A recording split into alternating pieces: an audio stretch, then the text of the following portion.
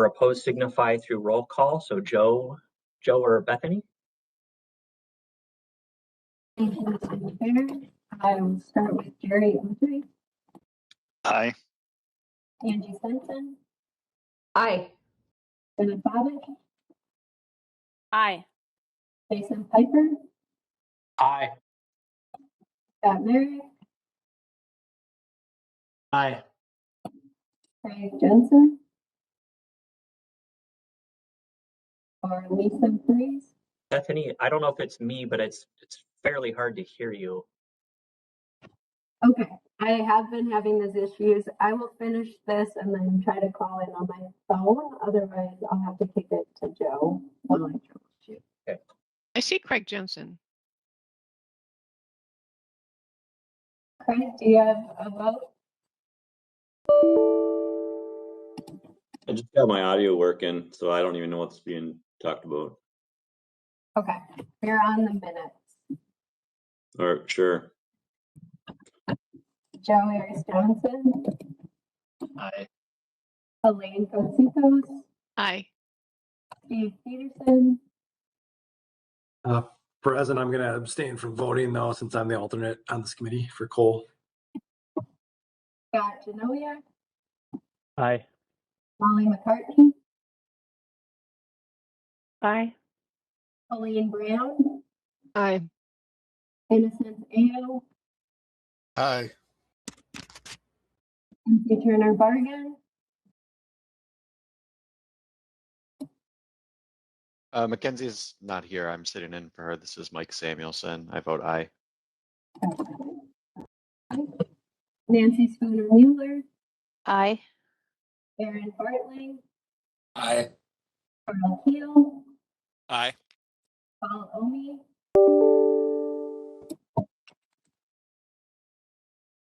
Paul Omi. I apologize. Paul told me he was not going to be here. Okay, thank you, Joe. Robert Ellis. Aye. Jim Kozlucher. Aye. Ed Ashfeld. Aye. Michael Thompson. Aye. Nathan Coster. Aye. Ann Weber. Aye. Okay, with that, the minutes are approved. Next item on the agenda is public comment on committee business. I will ask staff if we had anybody sign up to speak at our meeting today. We received no requests. Oh, okay. Next, the tab report. Thank you, Chair. TAB met yesterday afternoon.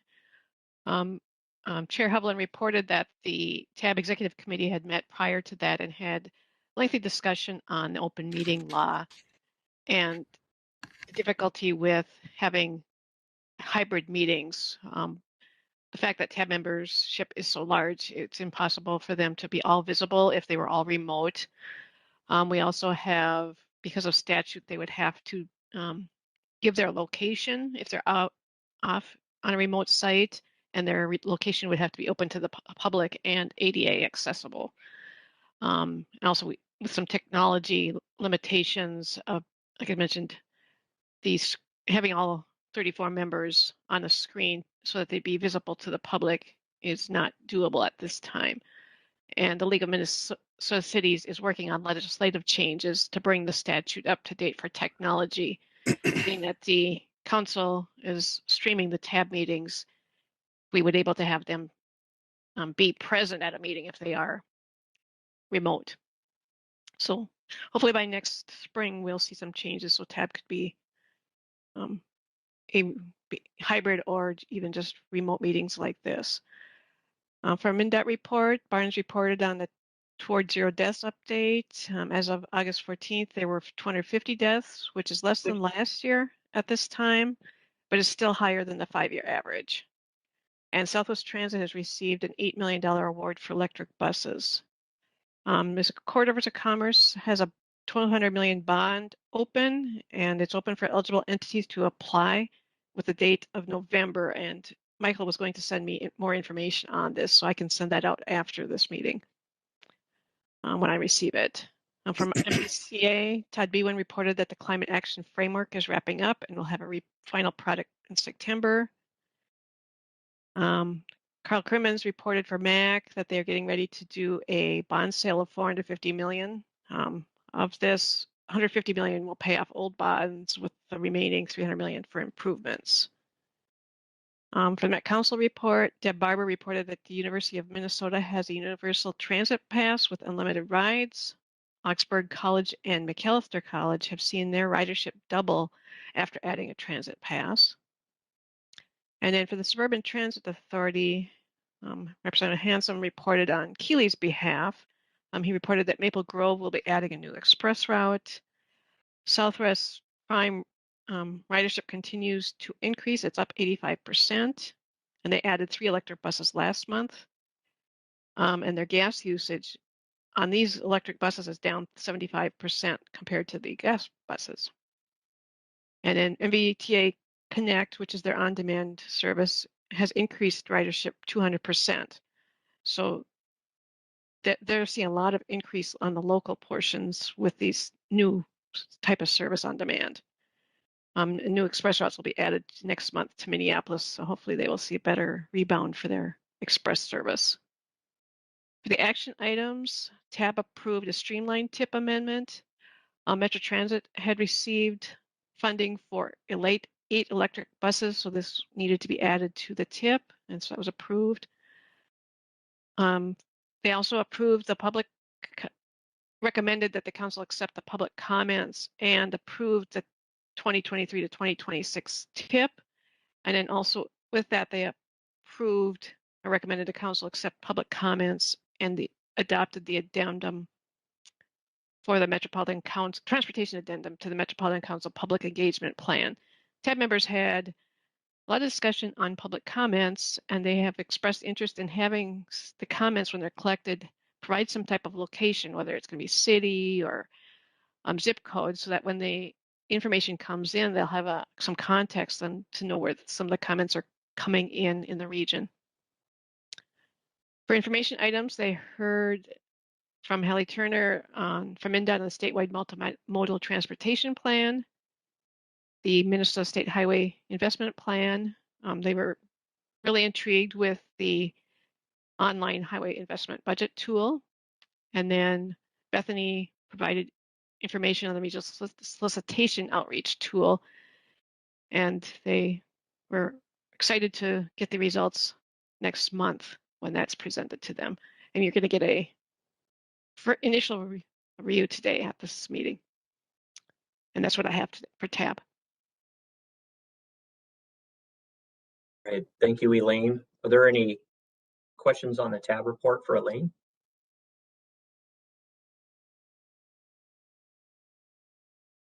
All right, seeing none, we will move on to business. Thanks again, Elaine. First item of business today is an HSIP program year extension for continuous lighting. So I'll turn this over to Joe.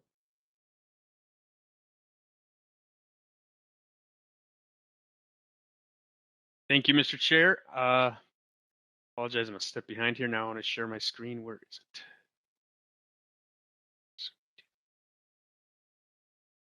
All right, so this is a program year extension request from MnDOT, and what they're looking to do is they have a project on I-35W for continuous street lighting that was funded through the HSIP fund program for fiscal year 2024, and they want to advance that to fiscal year 2025.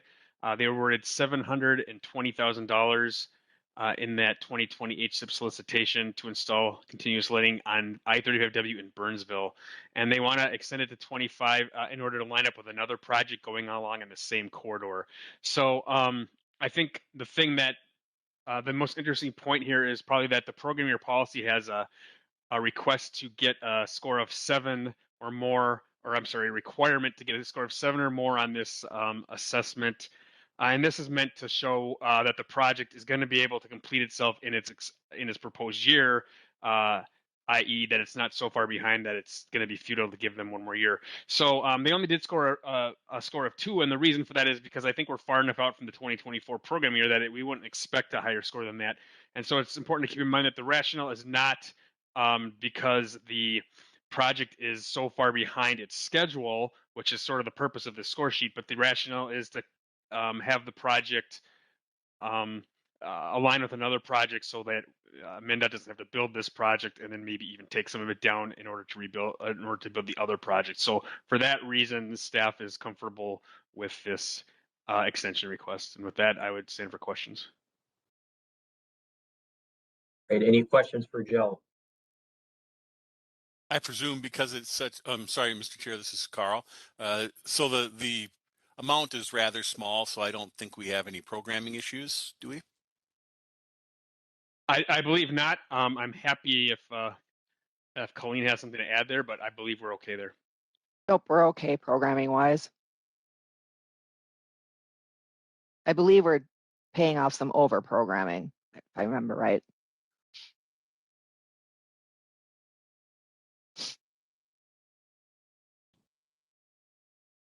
Right, any other questions? If not, this is an action item, so we'll need action on this one. This is Colleen. I approve, or I make a motion to approve the request. All right, Colleen approved this item all by herself, so we'll just move to the next. So, She's been asking for that ability for a long time. She finally has it. Sorry. all right, Colleen moves approval. Do we have a second? This is Molly. I'll second that. All right, Molly seconds. Any further discussion?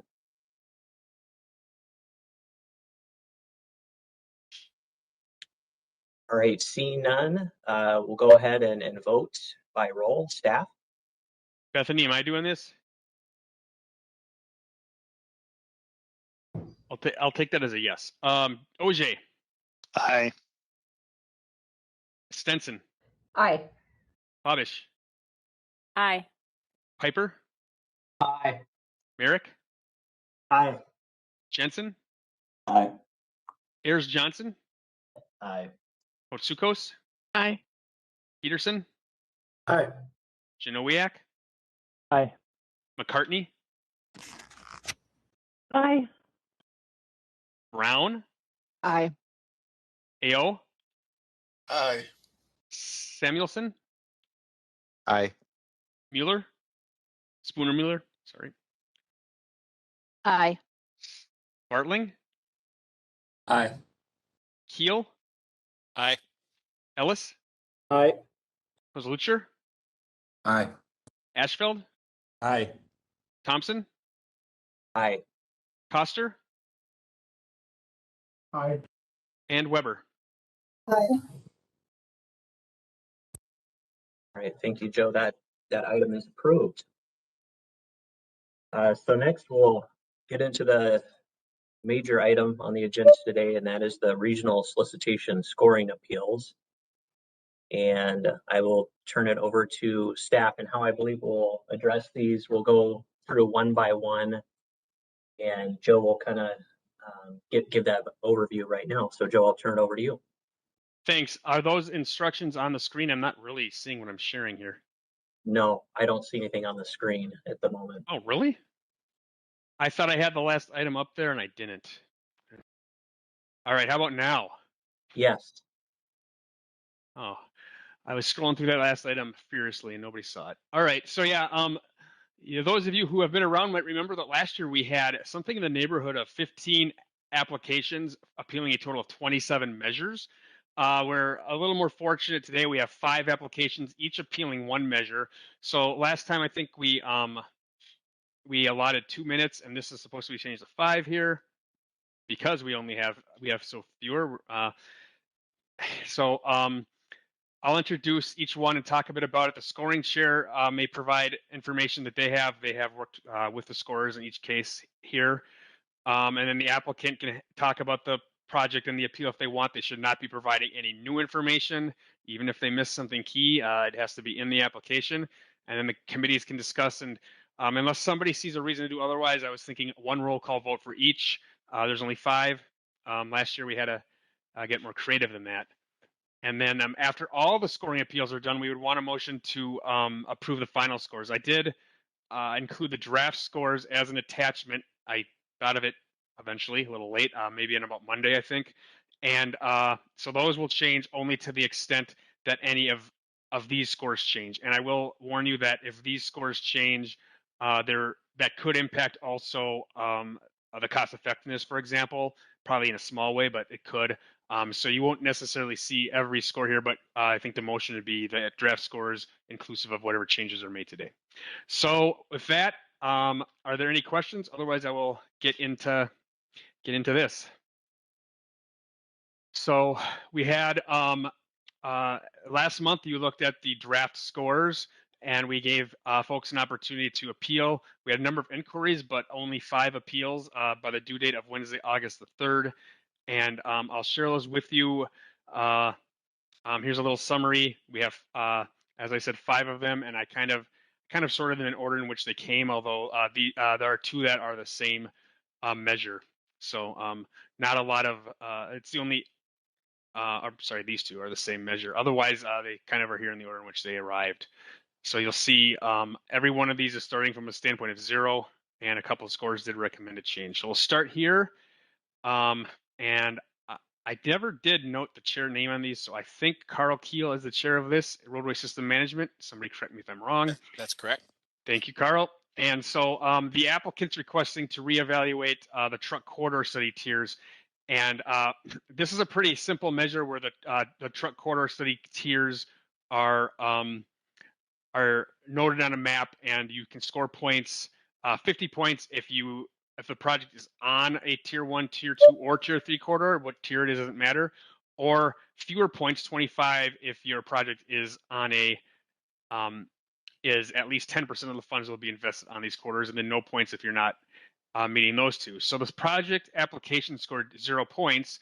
The applicant rather in their challenge that suggested that the proposed project does have 0.8 miles on regional truck corridor, which is about 19 or 20%. And then of the 4.3 mile focus corridor, remember this is roadway system management, and they kind of have maybe a little more breadth than some of their project limits. And also, given that it's citywide, it touches a number of regional truck corridors. So the scorer in review and with a thumbs up from the chair said that in seeing these points made about that they were comfortable with the 25-point threshold for at least 10% of the project funds being invested on the corridor. And with that, I don't know if the applicant is here and has anything that they want to say. Or I'm sorry, going in order of this sheet. Carl, do you have anything you want to add? No, good summary. Again, I think the scorer looked at it very carefully and was confident that they had sort of missed that nuance. And so we're supportive of the change. So I don't know if the applicant is here or wants to add anything. Yeah, this is Ben Brasser with City of Minneapolis, applicant who submitted the request here. Just thanks for taking a look at it, and appreciate the concurrence with it. Looks like kind of how we were laying out, expecting that it aligned with what that 25-point tier was. So if I'll hold off on getting into any more deeper specifics unless there are questions. Right, any questions for the applicant? Or the chair. Or the chair. Okay, so Joe, we're gonna pick these off one by one, so we'll need a motion and a second, and we'll vote on this item, correct? Yeah, Mr. Chair, yes, I think so. Okay. Mr. Chair, this is Carl. I would move that we approve this adjustment of 25 points. All right, Carl moves. Do we have a second? Robert Ellis, second. All right, Robert Ellis seconds. Any further discussion? All right, we'll go ahead to the roll call. Joe? OJ? Aye. Stenson? Aye. Babish? Aye. Piper? Aye. Merrick? Aye. Jensen? Aye. Ayers Johnson, Aye. Kotsukos, Aye. Peterson, Aye. Janowiak, Aye. McCartney, Aye. Brown, Aye. AO, Aye. Samuelson, Aye. Spooner Mueller, Aye. Bartling, Aye. Keel, Aye. Ellis, Aye. Kozlucher, Aye. Ashfeld, Aye. Thompson, Aye. Coster, Aye. Weber.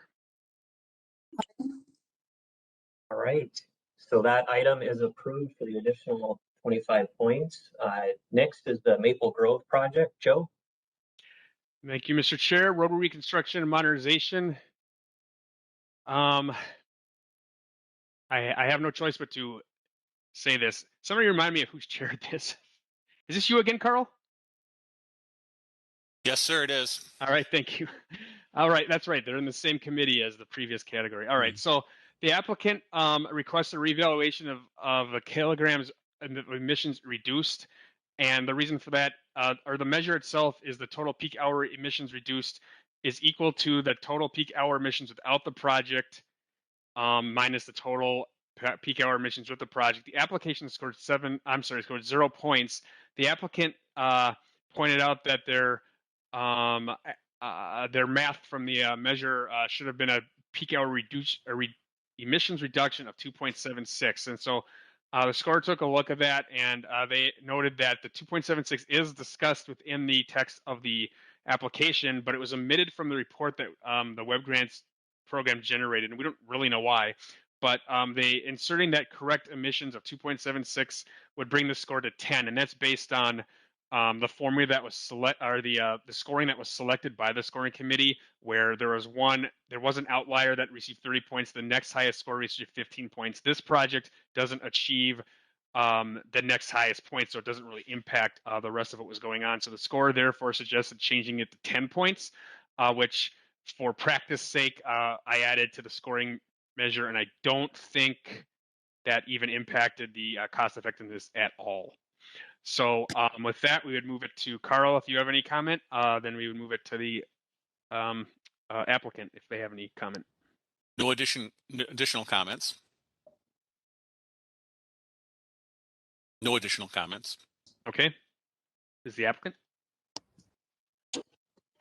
Yes, hi, this is John Hagan, City of Maple Grove Transportation Operations Engineer. And I have nothing really more to add other than thanking the committee for their review and reevaluation of this measure. And with that, if there's any questions that I could answer, I'd be available for that as well. But thanks. Okay, any questions for the applicant?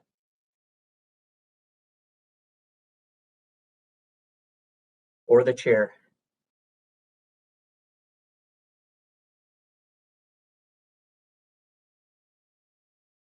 All right, hearing none, we'll need a motion. Mr. Chair, Ashfeld moves. Right, Ken moves. Do we have a second? I was second, Innocent. Right, Innocent seconds. Any further discussion? Hearing none, we'll go ahead and vote by roll. Joe? Ogier? Aye. Stenson? Aye. Babish? Aye. Piper? Aye. Merrick? Aye. Jensen? Aye. Ayers Johnson? Aye. Kotsukos? Aye. Peterson? Aye. Janowiak? Aye. McCartney? Aye. Brown? Aye. AO?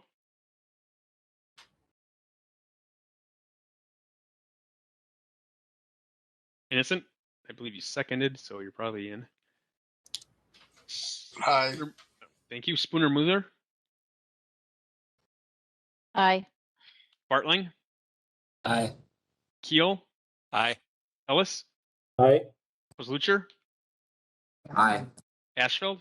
Aye. Thompson? Aye. Coster? Aye. Weber.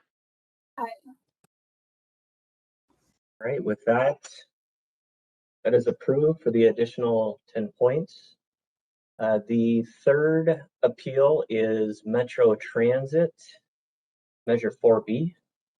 Thanks, Mr. Chair. And I'm going to talk about the next two briefly, though they are separate actions. They are similar in that they're both related to the same measure, and they're both they both scored 0 as a result of their methodology not being very well taken by the committee. That said, in theory, they could be they could be handled separately. So we'll do that. I'm gonna say two things about this. One is that the chair was Mackenzie Turner Bargan, and I don't believe she's here because we've been calling on Mr. Samuelson. And I am here, Joe, Chair. Sorry, thank you. I managed to resolve my tech issues just in the nick of time, so I am here. Great. Thank you. Okay, great. And then I will tell you that this first applicant isn't going to be here, and essentially said that some of their concern is really with the measure and how difficult it is in travel demand management to really determine VMT reduction. So I'll talk about this. I'll talk about this first one and then a similar one in the next case. So this was brought to you by Metro Transit, and they're requesting to reevaluate the VMT reduction, and the measure indicates that you need to show that the project will reduce emissions due to a reduction in VMT, and asks for a calculation that includes number of one-way trips by a presumed 12.1 mile per trip score. They scored 0 points, and the applicant's challenge is that based on the number of the users that they identified in the users measure 2, the applicant was not counting on getting 0 points, and thought that maybe they left the methodology and how they got that score or their results in measure 2 to us, and that maybe that's why they got no points. That's not why they didn't score in that. In fact, they did get a 0 for their user identification as well in measure 2, but there are other parts of the measure that they scored points in.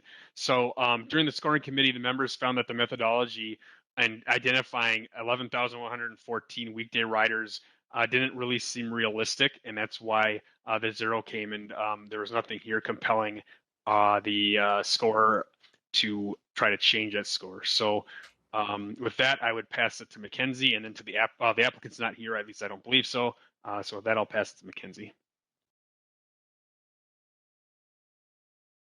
Thanks, Joe. Chair and members. I don't think I have anything to add on this beyond what Joe's already highlighted for this one. But I think we're finding that it is kind of notoriously difficult to quantify some of the aspects for the TDM projects and the projects that are being submitted through these applications, kind of solicitation over solicitation. So perhaps an opportunity for review as we move forward in the future with these.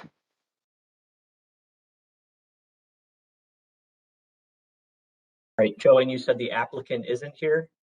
Correct. And they sort of cited that they didn't think they had a lot to add.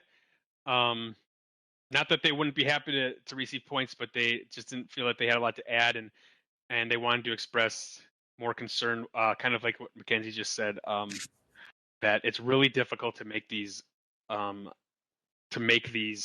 projections, and also questioning how these projections would actually compare in the future when the project's done. So that's something we could try to look at. But in any case, yeah, they didn't feel like they had a lot to add. Joe, this is Kelly. I did just pop in Oh. in case people did have questions, but you're accurate. I just, if people had questions, I'm happy to answer them, but you've essentially covered my thoughts, which are the industry has struggled to quantify these benefits for 40 years, and the last 2 years have completely obliterated any ability to accurately estimate these things. So that's all I had to say. All right, thank you, Kelly. Any questions for Kelly or the scoring chair?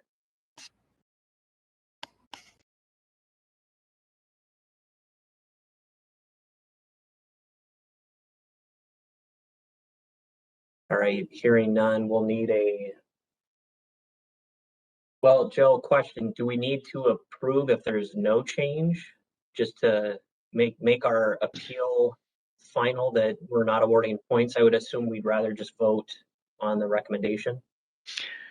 Yeah, I think you would vote, since I don't really want to read more roll calls, but yes, I think we would want to vote to indicate that the appeal has been changed or not changed. So I think you would want to, if there's going to be no change here, a motion to say that in a vote. Okay. All right.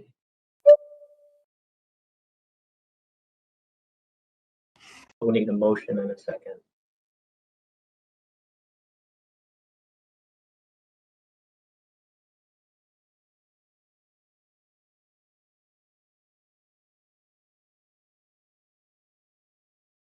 This is Elaine. I'll move for approval.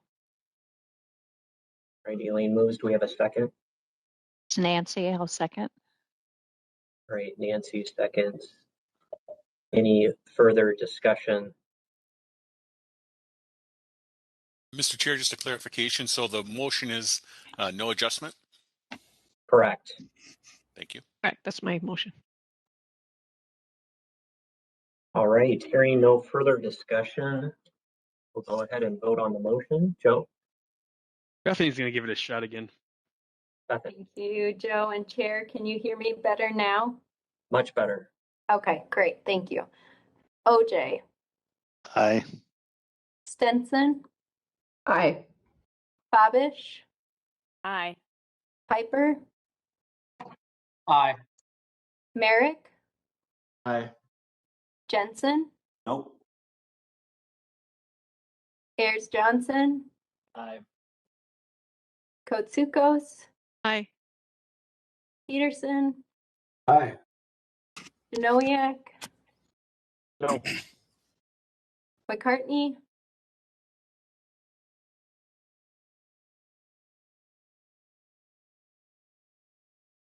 Molly. Hi, can you hear me? I'm sorry, my WebEx is being goofy. I can hear you, and I marked down your eye. Hi, thanks. Brown. Aye. Ao. Aye. Samuelson. Aye. Spooner Mueller.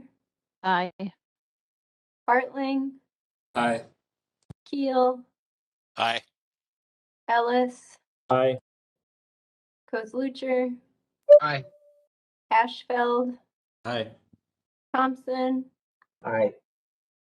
Coster. Aye. Weber. All right. And can you repeat that? What was your?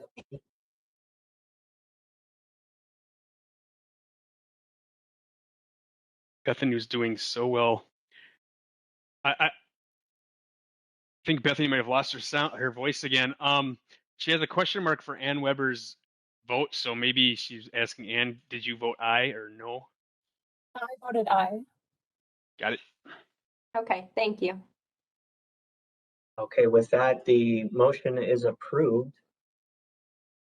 And we'll move on to the next item, the Move Minnesota, also the same measure.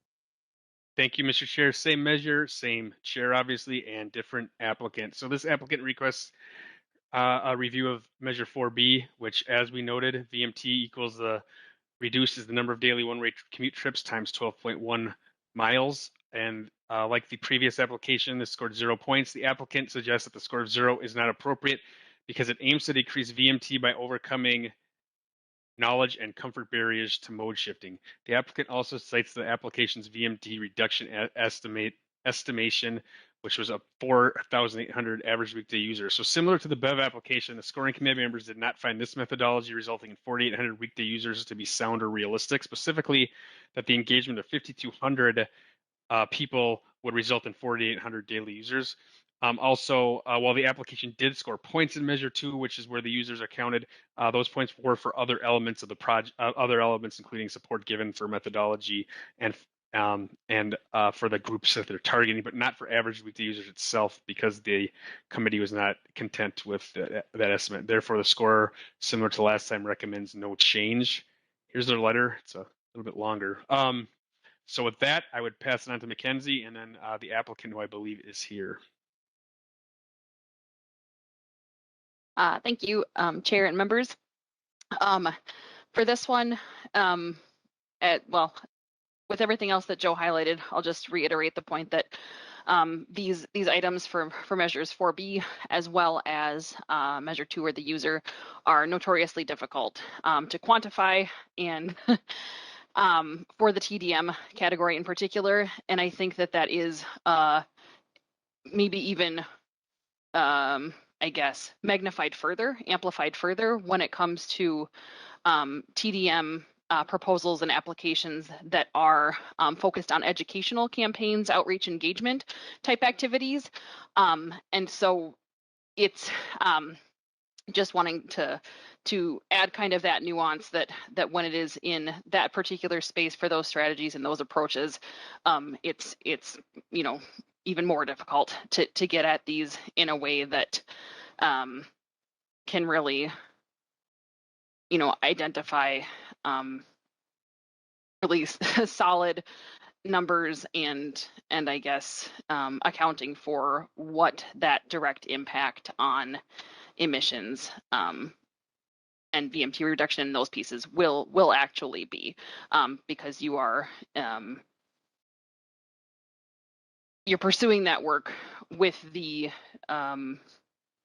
notion that you will be, but that by providing that information, you'll be hoping to bring positive impact. But again, it is really difficult. So I think that's all I have to mention on this one. Thank you. All right, the applicant. Hey, thank you. I mean, I hear what everyone is saying. And I really appreciate folks taking a look at this. I think that as it strikes me, kind of looking forward, I do think that there's a methodology in here kind of based on regional solicitation projects that we've received in the past. And as we look forward, I think it would be great if the TAB and Met Council kind of considered the interplay of asking folks to bring forward innovative projects and asking them for proven methodology on calculating VMT. Because I think that's where we get caught up a little bit, which is that we are looking at new ways of engaging people, because that's what the kind of banner of the application is. And this particular project scored very well on the innovation piece. And this is really about trying to maximize those walking, biking, and transit trips in walkable, transit friendly communities, which is a big focus of the TPP. And so I think just as you look forward on how to score these, considering the fact that there's sort of by definition going to be less proven methodology for an innovative project, and that I don't think that we can have both working kind of hand in hand. So thanks a lot for taking a look at this. All right, thank you, Sam. Any questions for the applicant or the scoring chair?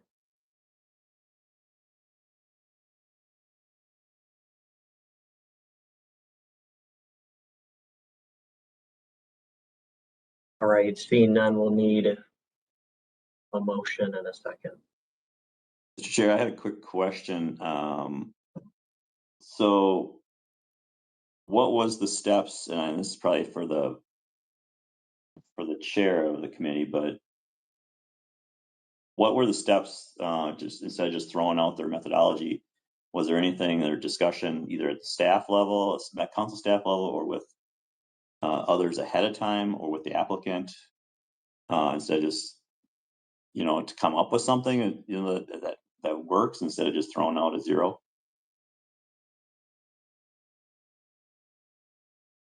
I'll turn that to the chair, scoring chair. Sure, thanks, Chair and Craig. I think that's a good question. I suspect that Joe and Elaine may be able to speak to this a bit better than I can. But there was during the scoring committee meeting, there was a lot of discussion and kind of just debate back and forth. Just exploring the information provided to consider how that should be approached. And I think when we wrapped up sort of our discussion, I think one of the challenges that we're seeing in this category is that it's very open as far as how I think methodology is established for some of the measures. And so I'm not sure what conversation or discussion may have taken place between council staff and the applicant for this one in advance of submitting the application and providing the methodology that was used. And I guess, Joe, can you help me out here with some of the specifics on the discussion that we had with the person who was assigned to score this measure in particular? I think it becomes very difficult to find a way to award points or how many points that should be if you're going to question the methodology. The answer to one part of your question is no, we don't. After the applications came in, we don't work with the the applicant, nor would we unless it was maybe to get a clarifying piece in. But so it's really hard to sort of work with an applicant after the applications have come in and give them an opportunity to sort of give us something new or something different. So that becomes difficult. And it becomes also difficult, I think, for a scorer to find a way to sort of find a lesser a number of points to give. Now that has occurred to an extent in some of the transit categories, but I think I think we kind of didn't see that opportunity per se. So I don't know whether you'd say that our hands are tied or it wouldn't have been outrageous for the scorer or the committee to have said, well, let's find a way to take 75% away or something. It would be arbitrary, but we didn't. That didn't really come up, and it becomes very difficult for there to be an ingrained procedure for such things. Yeah, typically, if a scorer is reviewing them and has some questions, we can contact the applicant for clarification of what is meant. And sometimes we can correct a mistake. If there's a calculation that the scorer can see as an error, we would make that correction and let the applicant know. But we don't give them an opportunity to give new information. It's typically just to clarify what's there or correct it, as would be another option.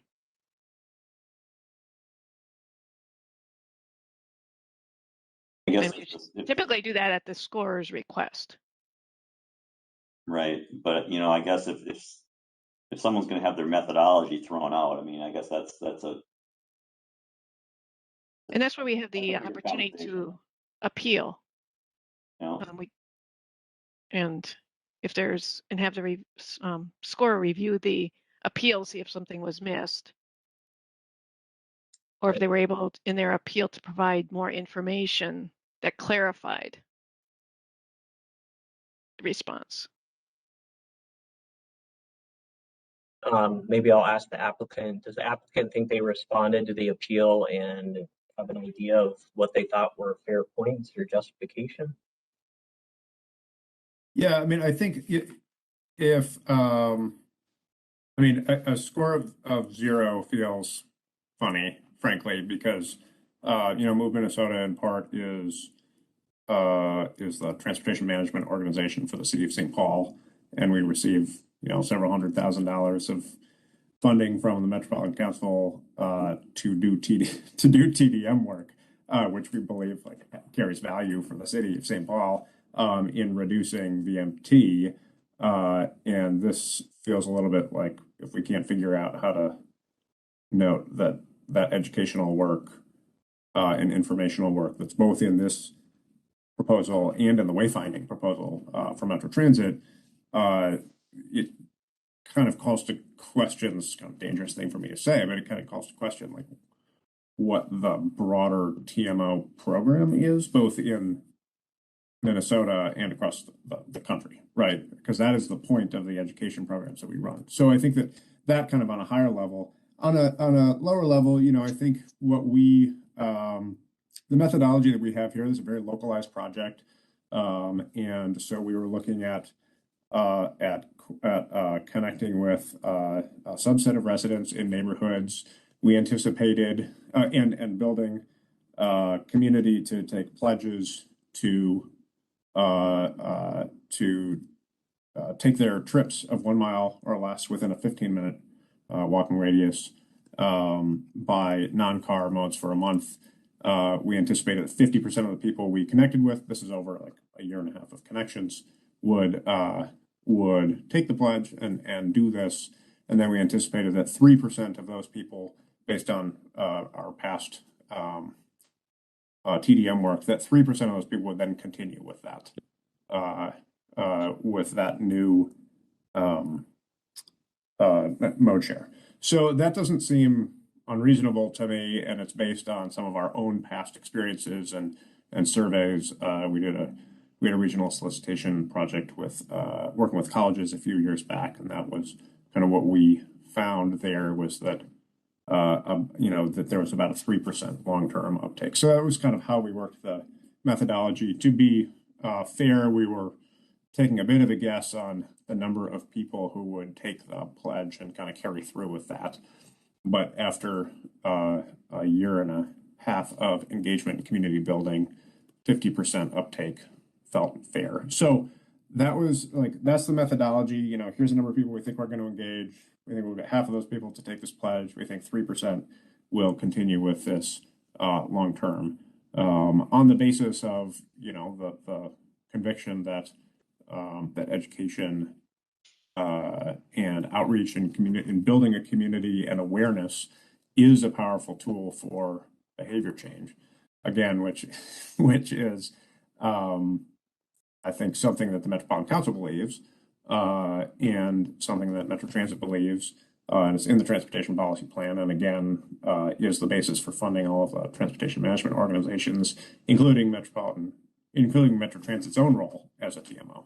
So I think that's kind of on both a little bit of a higher level and also on what was our specific methodology there and what were some of the assumptions.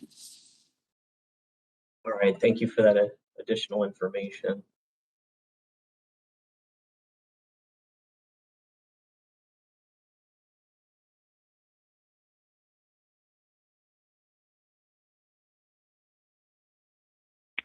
Chair, this is Molly. Yeah, go for it, Molly. I have a couple questions. Part of the council's federal formula off the top goes to the TMO organizations, and there is associated emissions reductions with that because it comes out of the CMAQ program, which requires Minnesota to report out on that. So I don't know if there's possibility, since it sounds like this work is similar to the general TMO work that does get the regular funding, if there's some way to assign a reduction that way in association with the other, you know, funding that TMOs get. I don't know if that would be hard to get information at the, you know, in this meeting or moving forward on that. And then a question for the applicant. You mentioned earlier the uniqueness of the project and that there is a unique projects category that's kind of outside of the regular solicitation. Was there consideration to do this additional work under that category? Yeah, I refer to the innovation as, I suppose, by definition unique.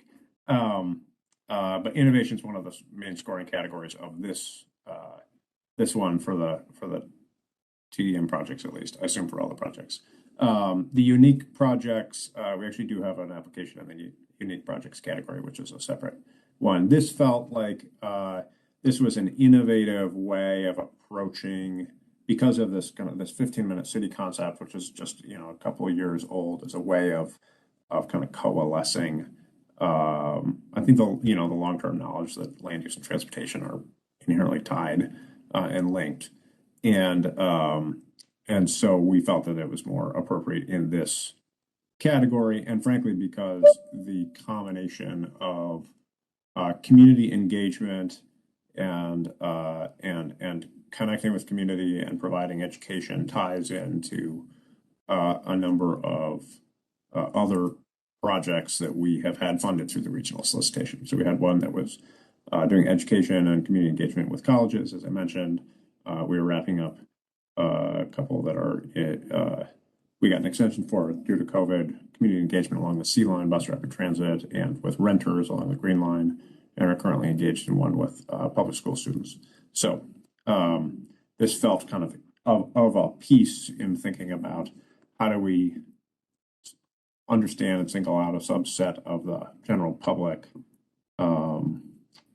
and find ways that are specific and unique to connect with them.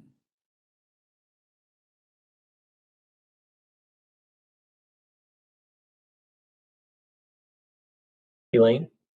One thing too with the TMO and the TDM differentiation, while we have the TMO category, we do allow TMOs to submit applications if it's an additional project beyond their original work. So if it was something that they would already be doing, this would not be an eligible project. But if it's a project beyond that, that's where it comes into the TDM category. I mean, I was trying to think back, trying to skim on this project. Was this one we was brought to our attention? I'm trying to skim it quickly, where the 12.1 round trip that was used should have been 1 mile also. So that would have required That's correct, yeah. And so they did provide us that information.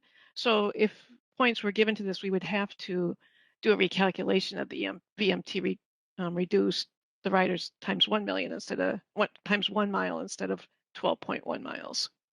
And I provided that recalculation. Correct. We had that 1 mile in the text, and then of course left the default. So that is 100% our fault. And if we get dinged for that, we deserve it. And that would have been where we could do a correction.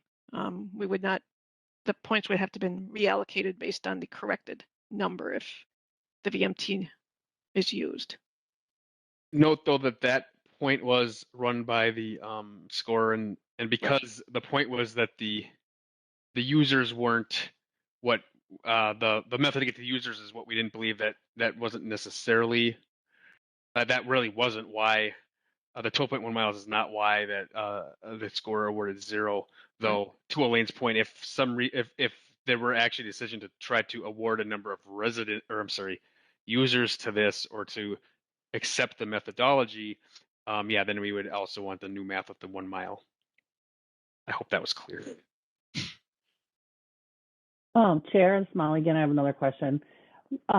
Elaine and Joe, maybe you know this. When was the last time the allocations to the TMO were adjusted? Are they adjusted for inflation, or is it just a flat distribution they get? Maybe it's time for an adjustment, since now we're, this is second solicitation. We've heard kind of similar arguments. Chair, I could provide some background. For the TMO amounts, there's a set aside of 7 million for the 2 years.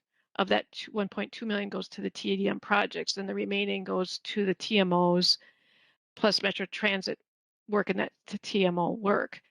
And Teresa Kane, the project manager, allocates the funding to the TMOs first, and Metro Transit uses the residual amount.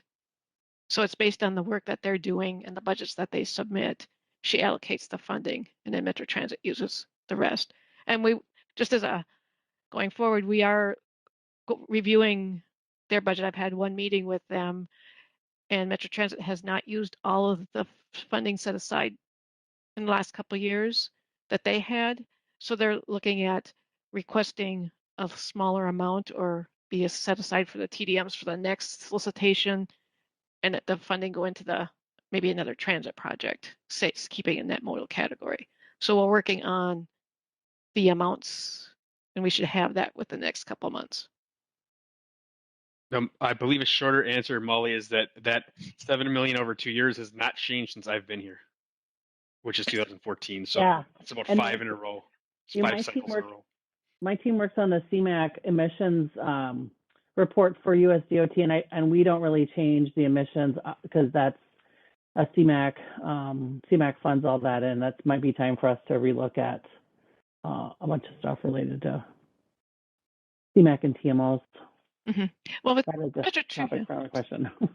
and with Metro Transit, they're relooking at how they're spending the money and trying to adjust to make sure they're getting specific types of projects like this, and then having their regular Metro Transit marketing budget pick up some of the other.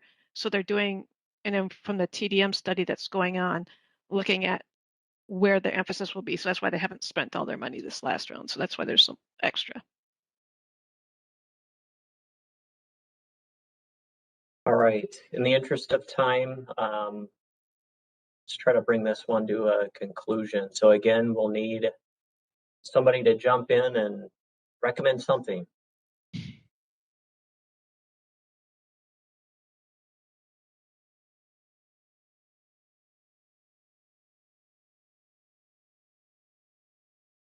Mr. Chair, this is Scott. I think for the sake of consistency, I will make a motion similar to the previous project motion to recommend approval of the score's recommendation. All right, thank you, Scott. We got a motion. Do we have a second to Scott's motion? Second by OJ. All right, seconded by OJ. Any further discussion?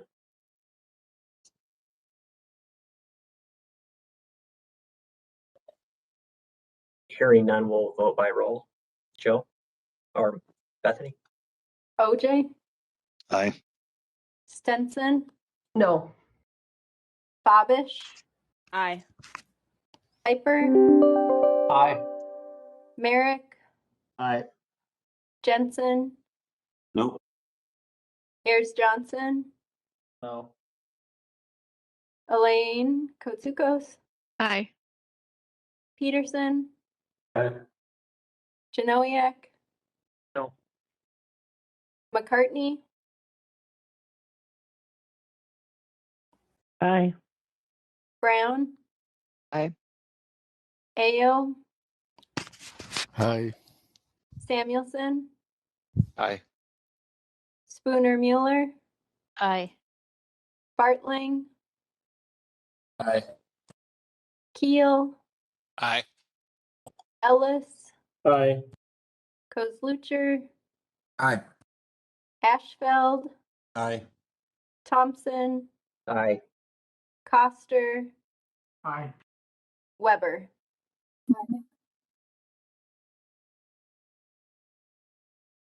All right, that motion is approved. Next, and our final appeal is by Carver County under Measure 7A. Joe? Thanks, Mr. Chair. So this is in the strategic capacity category, and it is the appealing a score of 0 in the multimodal elements connections scoring measure. So I'm not going to read this entire measure. As you can see, it's quite long, but the 6 bullets in here essentially ask the applicants to describe positive effects on the multimodal system from the project, any bicycle, pedestrian, and transit-related facilities being constructed or added by the project, and then a number of pieces related directly to our regional bicycle transportation network and our major river bicycle barrier crossing improvements related to that. And then those last couple bullets discuss how you connect with existing transit connections, how you connect and create connections for existing connections, bicycle, ped, and transit, and also anything specifically completed towards an ADA transition plan. So the application scored 0 points based on this because the trail that is cited in the application is not a part of the project, and the score did not feel that any bike or ped facilities are being constructed within the project. So the applicant did request the scoring matrix used here, so you can see the Excel sheet we shared has 6 scoring matrices, scoring sort of sub measures, I guess I'll call it, each worth a certain number of points. In 2 of these, this 3rd and 6th, they agreed with the zeros, and these other 4, I think you're going to hear more directly from the applicant. So I will say that they are suggesting that they earned points in some of these other 4. And another point that was made by the applicant was that there was another application that they submitted that received, I don't remember the number, it was something like 90 point. I apologize, I don't remember, but one point I will make is that the relatively high scores that were received by the other applications was in part because this regional river barrier crossing, I believe it was this one. Oh no, it was this number 3, major river barrier crossing. Everybody scored 0, and that means that the scores ended up, bumping the top score up to 100 and being a little bit high overall. It's a discussion we could have for next time, I suppose. But I'm not going to go into these 4 individual sub measures unless people want me to, but I believe our applicant will be doing that. So this was given to the scorer and the chair, and the scorer reviewed it, and per the instructions that you are either adding multimodal facilities or you are enhancing somebody's connection to multimodal facilities, the scorer cited that that's still not occurring and didn't change their mind. And the chair, I'll let Molly speak to that. And with there's a lot here. I hope you had the opportunity to read it. As a staff member, I can certainly chime in if people have questions about any one of these sub-measures and how they're typically scored, as maybe can Molly. So with that, I would stand for questions or ask if people want me to go into more detail. Otherwise, I would pass it on to Molly, who is the chair of this scoring committee. Molly? Yeah, Chair, thanks, Joe. I think you did a good job with the overview. The appellant is going to present, and I feel like there's some new information that wasn't considered in the original appeal consideration. So I'll just let Angie take it away, and we can talk more after a brief presentation. Thanks, Angie. Angie, I know I gave you a wishy-washy response. Are you going to share the screen, or would you like me to? You can share it. Might just be easiest. All right, here we go. Okay, yeah, well, appreciate everyone's time today. Thank you, Chair, Committee, to review this item a bit more. Relate to all the work, of course, in the scoring process. It's quite a bit that goes into developing that. So really, purpose-wise, want to walk through the application information, the scoring process, and appeal, and then bring it forward for an additional look to review specific project components and evaluate how those fit within the scoring guidance. So next, you already got it. Okay, so the proposed project, I did want to provide some background just for orientation.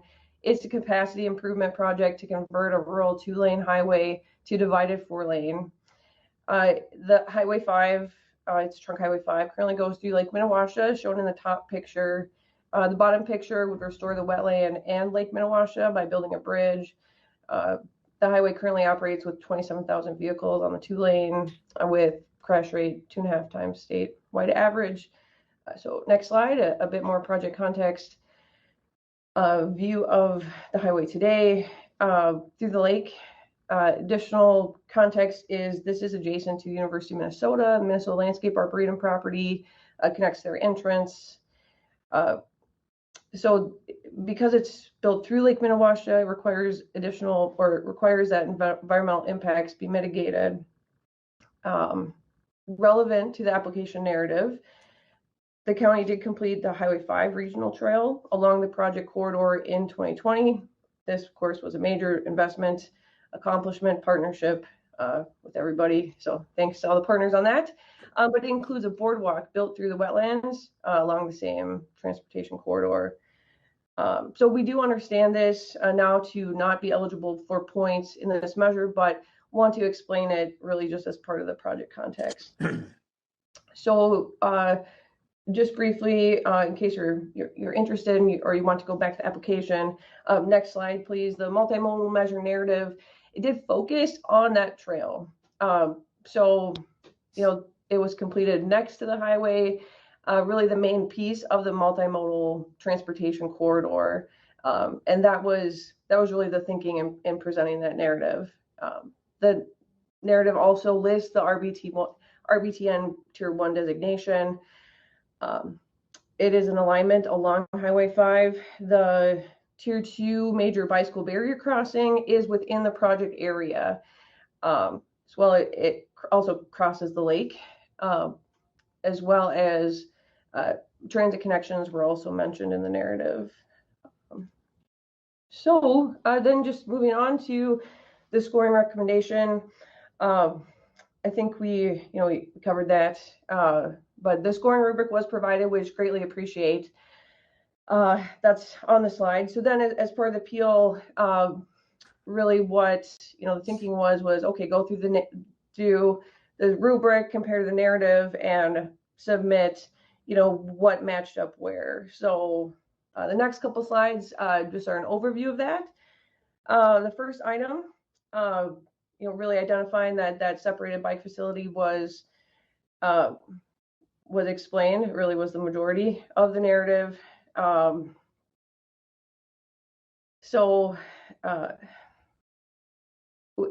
Just again, we thought that counted as part of the transportation corridor. But at this time, bikeable shoulders are also on the list. So that's really where I'm headed in a couple more slides. But the rest of the of the items are very similar. That's an RBT1 or RBTN Tier 1 alignment. And then next slide, it improves that barrier crossing, or I'm sorry, it is a connection too. So there is, so I do understand, how that gets interpreted as far as points may be different, but I have that in another slide.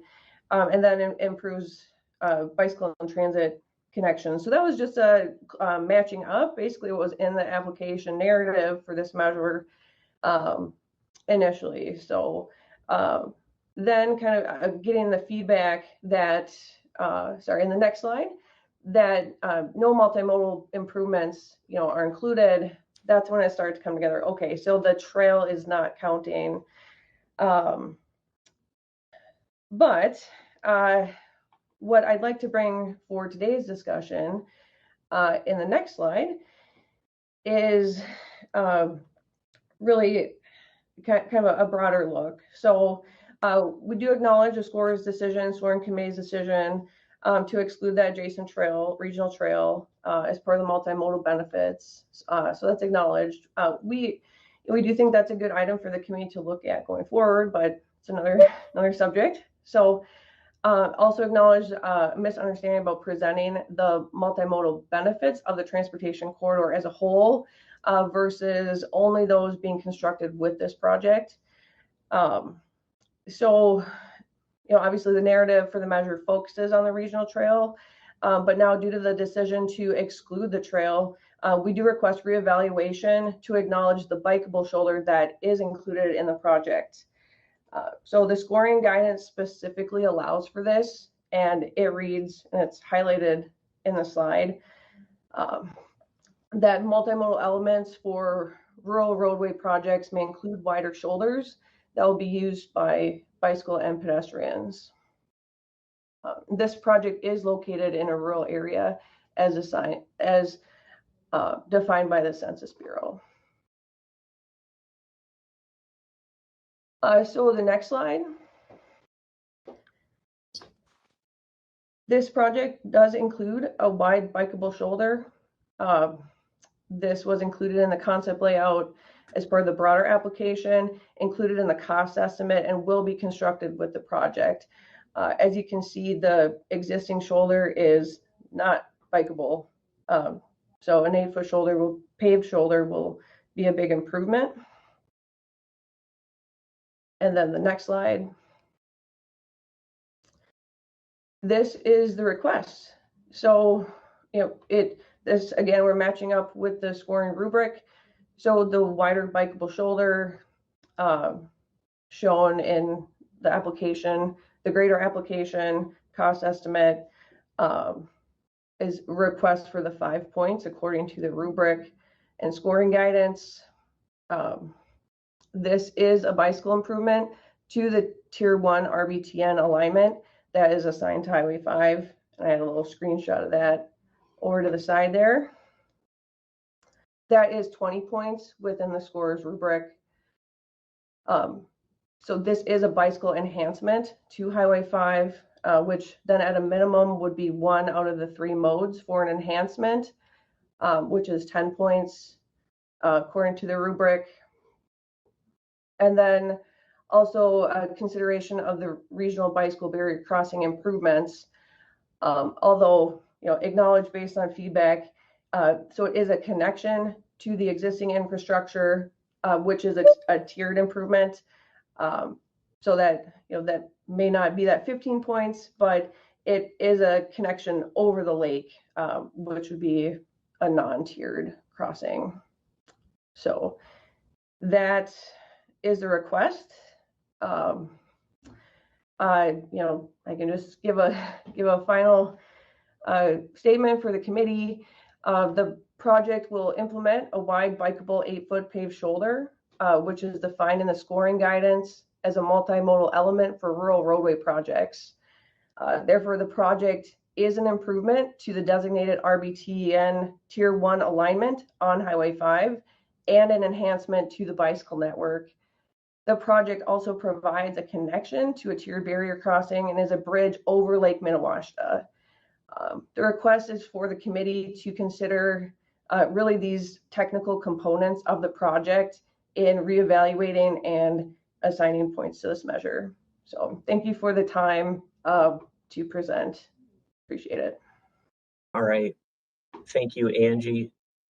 And before we open up to everybody, Molly, you were pretty brief. Did you want to follow up on anything before we have a discussion?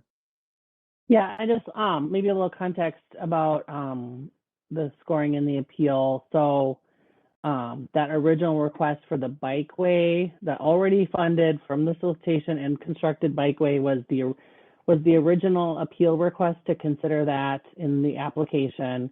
The way scoring was done was that the multimodal improvement was part of the current application, or that's how the scoring was done consistently over the other projects, was that there was some multimodal improvement that was given the scores, the initial score and then the subsequent scores all within that category. So I think by that way that the score applied the criteria consistently. Now, the application, within the current application that was submitted, does have the information about the bikeable shoulder width that was not maybe as clearly identified, but can be identified. And so that's what Angie's focused on today. I would ask that folks consider that piece and not the bikeable, not the already constructed project. I think thinking about the regional solicitation as a whole, there's a vision for corridors or locations that the projects get pieced together, right? Especially multimodal components. And in that way, I think that's frustrating that, we're limited to the maximum award or project size. And so, the county obviously and the community thinks of maybe all these improvements as a whole, but for our scoring purposes, we look at them individually. So I think the original, appeal probably was correct with that, to consider this bike shoulder, or the shoulder that has the width for to be considered bikeable, would be, I think, a fair thing to consider today. All right, thank you, Molly. Any questions for the applicant or the scoring chair? Mr. Chair, a question for the scoring chair. So based on your comments just now, are you suggesting we make some modifications to the scoring? That is a suggestion that I feel comfortable making, and I will tell you what I think that would be. Or Angie, can you have that number up that was part of your presentation? I have it somewhere. I have too many tabs open right now. Is this is it something that's on this presentation? Can you just expand it a little bit? I have it on one of my smaller screens. You gotta move it over.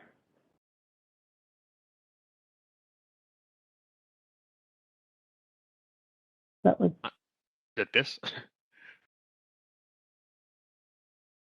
right. Okay. So this is, yeah. So if we were to consider the shoulder to be a bike facility, it would get 5 points in the first subcategory. 20 points for being on tier 1, so that's 25. Enhancements, 35.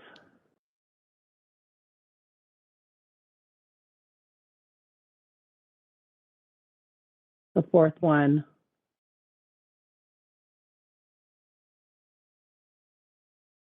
I'm not sure as much. I'm more confident with 1, 2, and 3 than I am with 4. That's a bad answer. Sorry, everyone.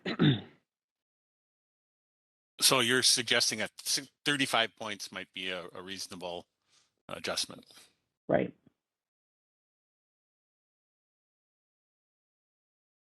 So I don't know if it makes sense, Mr. Chair and Molly, to, this is one of the more complicated things we've had. For example, the 2 adjustments we made earlier today were pretty simple, yay or nay.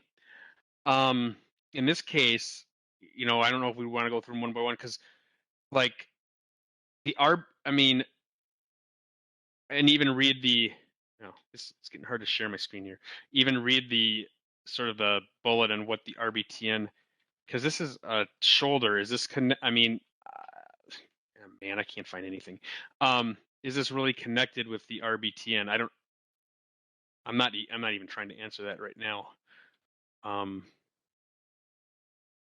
But it might be worth going through one by one is I guess my point. Let's see. Sure, I got a follow-up question before you start voting. Yeah, Nathan, go for it. Yeah, Molly, could you help me answer? Because I saw the score request from the applicant, and now it's changing. And then I saw the presentation. It seems like the narrative changed halfway through there as well. So I guess I'm having a hard time following this.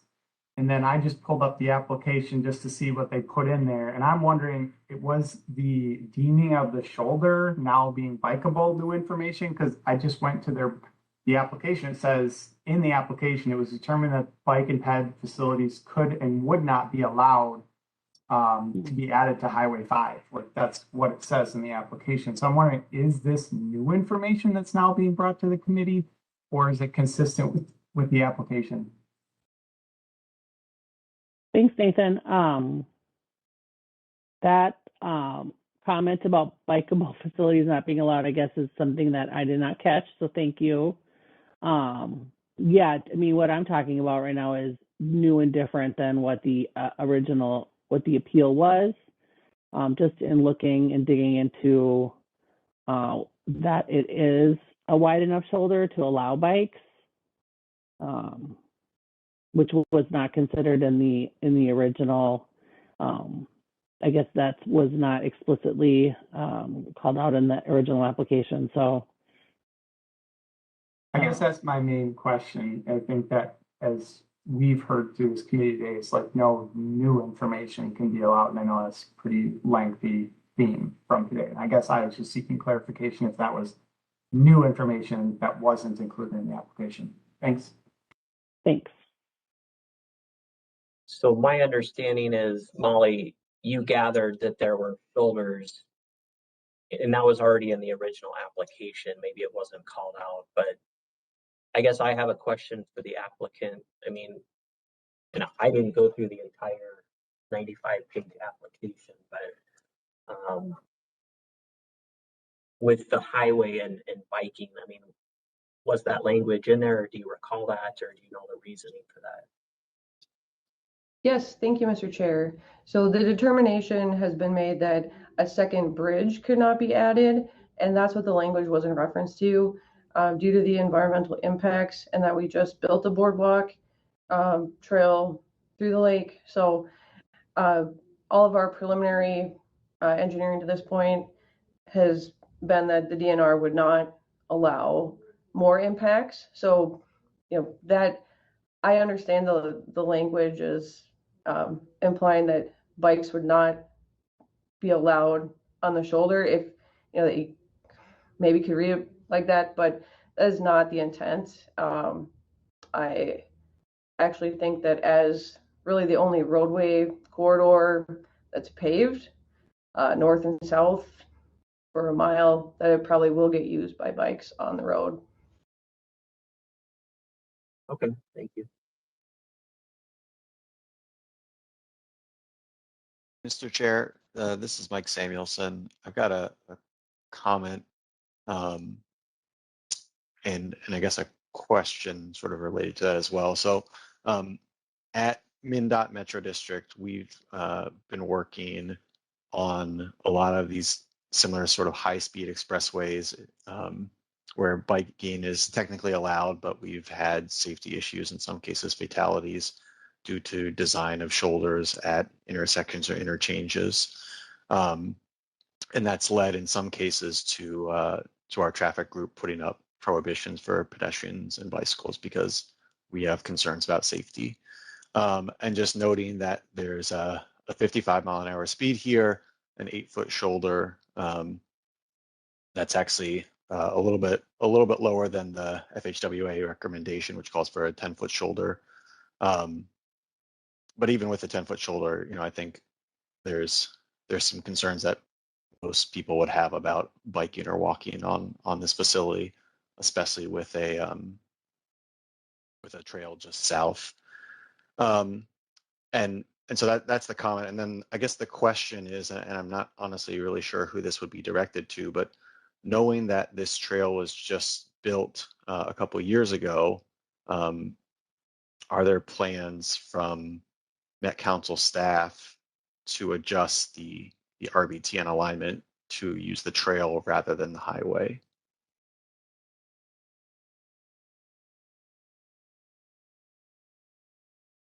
Maybe we could ask Met Council planning about the RBTN.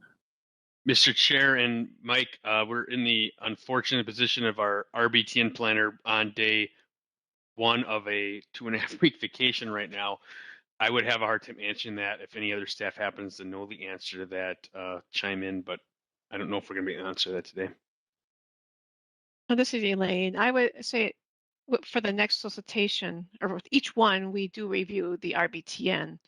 It's part of an update, the same as with functional class. So if that is the recommendation coming out of that review, that would be done at that time. Mr. Chair, Craig Jensen. Right now, there's really no design standards for an RBTN, and as part of the next TPP, they are talking about what are those? Is there some kind of standards for that in the future? So I guess that's in a rural area, a wide shoulder is, and for the folks that are going to be biking for transportation, they will use a wide shoulder in rural segments, in rural communities. We get people that, ride on 3-foot shoulders. So, I mean, that's 8-foot shoulder is plenty wide for biking. And I think actually MnDOT's standard was over 5 or 4 or 5 for, and I don't know what FHWA's is, but that's what it was before. I think over 5.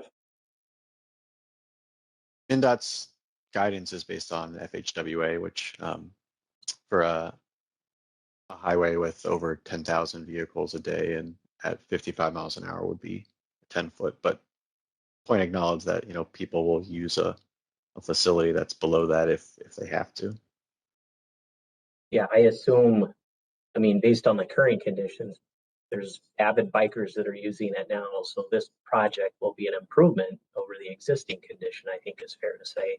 But Angie, you had a comment?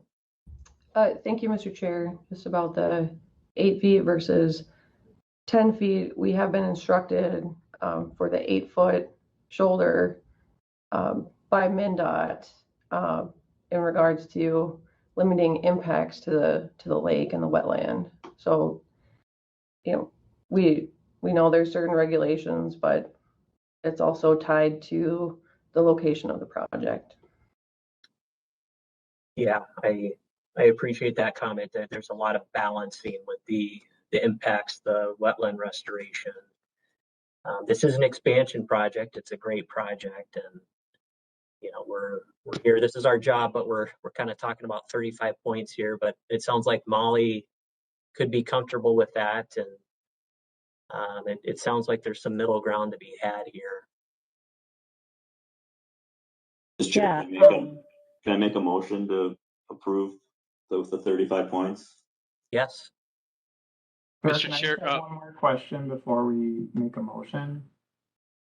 We have a motion on the table. We'll ask for a second. If there is a second, we can have additional discussion. So there's a motion on the table. Mr. Chair, Scott Merrick seconds. Okay, Scott Merritt seconds. All right, is there any additional discussion? Chair, I just see clarification. Was it didn't in the application was the shoulder called out as a bikeable shoulder to be interpreted for that or the score? Or is that new information being presented today by the applicant? I will ask the scoring chair to weigh in, but in her presentation, I think it wasn't clearly called out, but I think that the information is in the application. But Molly, could I turn that question over to you? Yeah, thanks, Chair, and thanks, Nathan, for the question. The 8-foot shoulder is called out in the layouts that are provided. It might not be in the text, but it is included. Clarification, was it called out as a bikeable shoulder in the application for multimodal use? From what I'm hearing, it probably wasn't. There's a question of intent, but I think there is an 8-foot shoulder out there. So I think in the application, what I heard from Angie was it was put in as it wasn't bikeable, but maybe that wasn't the intent. But I think there's agreement that there's an 8-foot shoulder, whatever that's for. It's wider than whatever is out there now. You have a follow-up question on that, Nathan? No, thank you. Mr. Chair, I have a somewhat related question. I thought I heard Mike in MnDOT say that it's likely not a bikeable shoulder. Well, I heard that too, but then I heard that MnDOT wanted it 8 feet. So I think we could probably sit here for the next 2 hours and argue through all this. Mr. Chair, maybe I can clarify.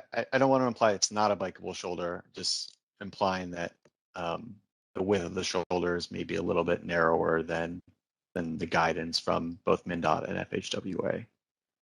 And did I hear you say that there's a decent likelihood that you would prohibit bikes on that shoulder? I don't want to go that far. I just want to point out that there are locations with sort of similar designs and speeds, but where other details are different, where MnDOT has prohibited walking and biking on the shoulder. So, if this project is funded and built, it's something that we would, we'd look at safety conditions along the roadway and make a determination at that time. But I honestly don't know enough about the details of the project to say yes or no at this point. Any other questions, Carl? No, Mr. Chair, thank you.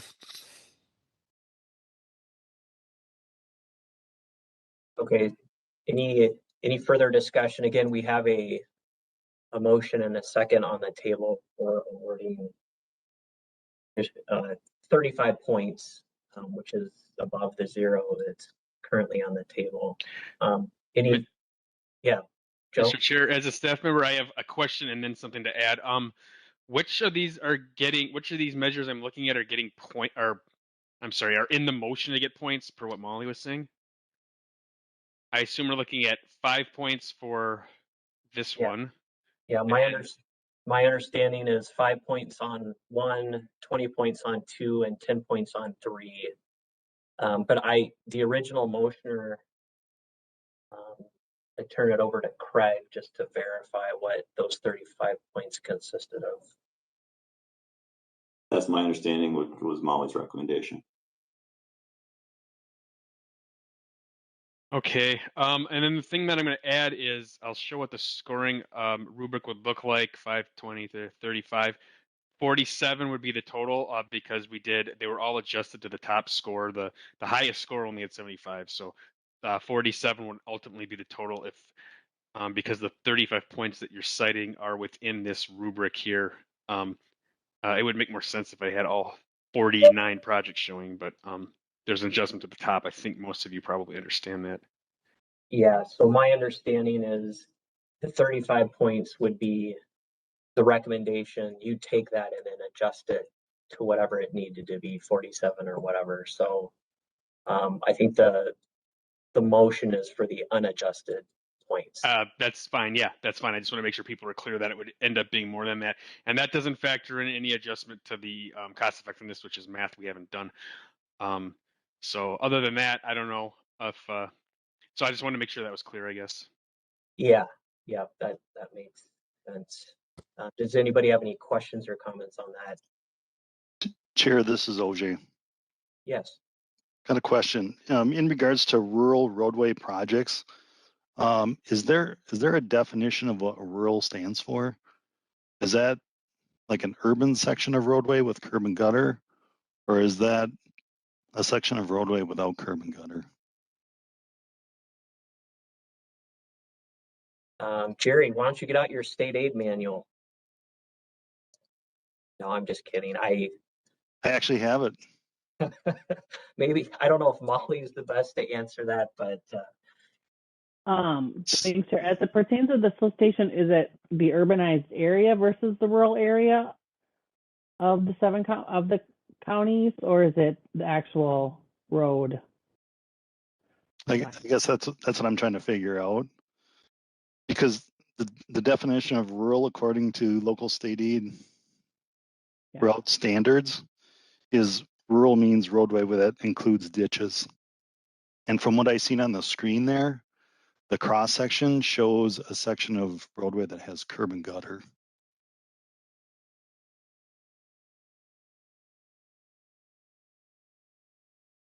okay. And Jerry, your comment, rural versus urban, would that change anything, or what? I'm just trying to figure out where the question's going. Where it's coming from. In regards to the scoring guidance, multimodal elements for rural roadway projects may include wider shoulders that will be used by bicyclists or pedestrians. So in the definition of rural, to me, that means it's a roadway section that has a ditch and no curb and gutter.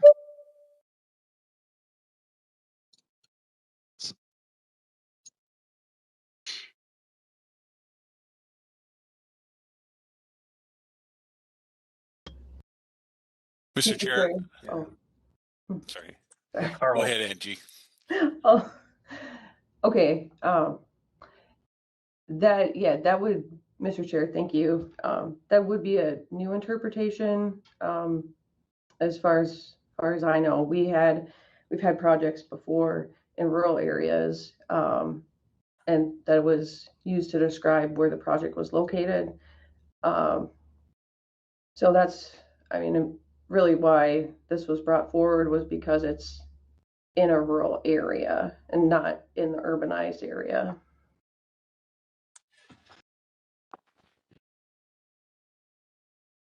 Okay, Carl. Mr. Chair, if I could have a question for Molly, just want to verify that her suggestion that 35 is an appropriate number stands based on the subsequent discussion from MnDOT and others as we've kind of dug into this. Yeah, thanks, Carl, Chair. Yeah, this is good discussion. State aid standards of what is rural versus urban. Thank you, Jerry. You know, I wanted to keep an open mind and consider what, because there was 0, points for the project. And, scoring things kind of in a vacuum is difficult. But 8-foot shoulders is acceptable in many, other facilities that MnDOT owns and gets funding. for that as well. So those are some of the things I was thinking about. I know there's this parallel trail that's out there that folks probably would choose to walk or bike before they're on Highway 5 too. So I'm fine with awarding points because it exists. It is funded to have that available for people that choose to use it, as opposed to using the road with less shoulders if they're biking or walking. So I would still stand with the 35 points. Thank you.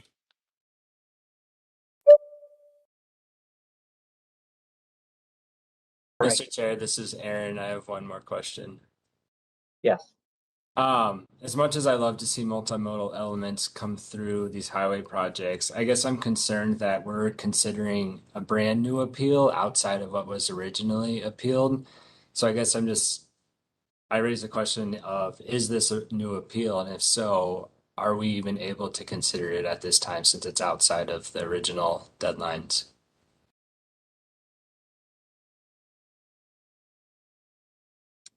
I'll turn that over to staff.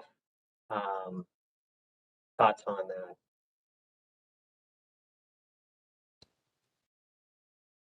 that? I'm going to quick look up the instructions on our appeals. You do that, and I'll fumble through an answer, an initial response. So I'm going to scroll down to I was already there, and to the letter itself. I mean, the appeal here is. I think most of us are in agreement that the appeal was initially from the standpoint of there is a trail there, and I thought we would get points for it. And so in the initial appeal, I have to admit I don't remember offhand whether the initial appeal mentions this shoulder, if that's why, and then to what degree that that matters now that we're talking about it. Yeah, I told you I'd fumble through an answer. So the initial appeal was definitely more focused on the existing trail, and similar to that first appeal, I think the shoulder might have been mentioned maybe in other parts of the application, and was sort of brought to attention maybe after this happened. So whether or not that's a new appeal is a really tricky question to answer. I will add a question that I have, and maybe I'm out of bounds for asking it, but is this I'm sorry, I apologize. Is this shoulder really doing anything for the RBTN or for that major river barrier crossing? I think it's something we might want to go through these submeasures one by one. But as for Aaron's question, I think a reasonable person can interpret that either way. I would say if new information, I'm just going to, because we do ask for information to be submitted. At this time, it was August 3rd. And part of that is to provide the public review and notice of what's being appealed so others can review this also. So if more information is given for appealing differently or different points, that might go outside that public notice part of it. Otherwise, we just say that we give they're submitted, the staff reviews it, the staff checks with the scorer, the scoring committee reviews that. After the scorer has done their review, it's written up and sent out for FNP to review. Yeah, and a question for Molly might be, did this come through in a way that maybe the scorer didn't even have a chance to consider it or not? Maybe that's part of the discussion. The scorer looked at this and said, no, I don't really see anything here. Did the scorer ever really, I know that the two of you might have had some conversations. So, did the scorer really have an opportunity to address this sort of retooled appeal, for lack of a better phrase? I don't believe the original score, the original appeal was that please consider the adjacent trail. Also, we are building an 8-foot shoulder. So as the chair, I am taking some liberty in having that be discussed today. I searched the word shoulder. I only found it in the information on what the submeasure looks like. So I didn't see it mentioned in the letter, or whatever And that's worth. Yeah, and I would say if the score was seeing that now, and if it was not specifically mentioned in the application, probably still would not have adjusted. And of course, I'm putting myself into the scorer's shoes, that they scored based on the information that was available in the application. Yeah. Right. Like I mentioned earlier that I don't think the score did anything wrong. They did their job. Yeah, I think the score did their job. They did a good job based on the information, was kind of given to them as the priority. I am looking at the original application, page 91 of 95. It does show the 8-foot shoulders. So I think we can all agree that it's in our purview to have flexibility and make a recommendation.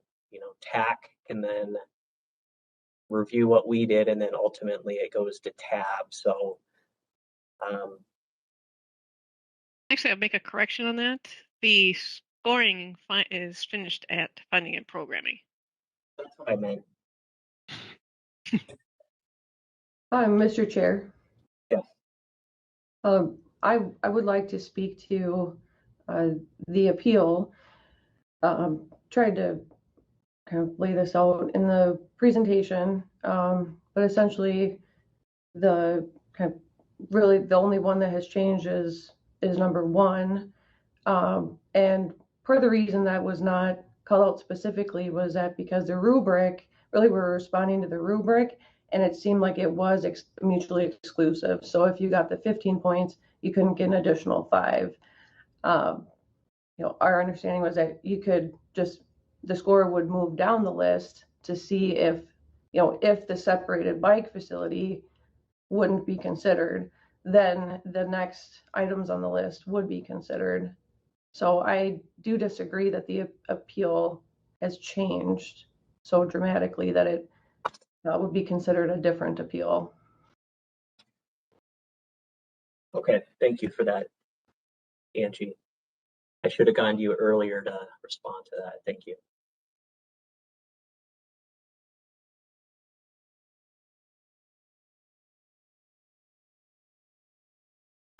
Okay, we are going to move forward and take action on this motion, whether it moves forward or not.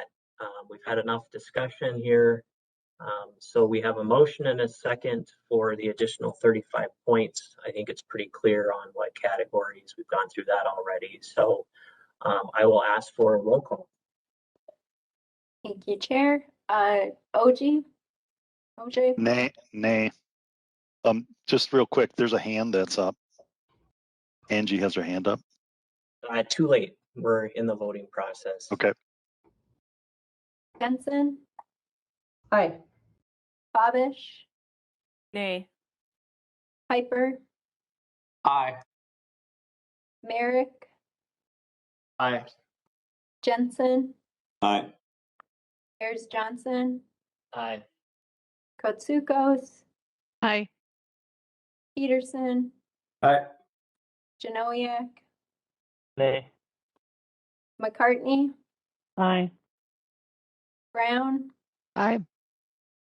Ayo? Aye. Samuelson? Aye. Spooner Mueller? Aye. Hartling? Nay. Keel? Aye. Ellis? Aye.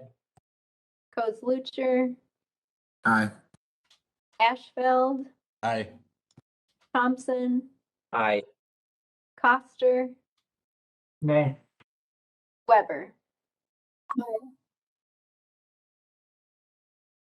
What, Weber, what was your vote? I didn't quite get that. Aye. Aye. Okay, it seems like the ayes have it, but I'm gonna refer to staff to tally the votes. Because, There were 23 ayes and 5 nays. okay, thank you. So that passes and is approved. Okay, with that, that concludes our normal business. We have about 12 minutes for informational items. First, we have an update on the, excuse me, let me go back. We're gonna do another vote on all of the, approving all of the scores, excuse me. Joe, that's what we want, correct? Now that all the appeals are gone through, we want to do a holistic approval of all the scores. All those scores inclusive of the changes made in the appeals. I would be a way to phrase it, I guess. And thank you for catching that. It was way off my radar. Yeah, okay, so we need a motion and a second to ratify all of the appeal scores and then adopt all of the final scores. This is Elaine. I will make a motion to approve the final scores, including the appeals changed and the recalculation of any cost effectiveness measure to go to a total scores. Okay, and I assume that means the point adjustments too, where there's. Yes. As well as the point adjustments for that last one, which will go from. Which were approved. So the approved the final scores, which includes the approved motions of the appeals. And then the recalculation that will be based on any revised scores. Okay, we have a motion. Do we have a second to that?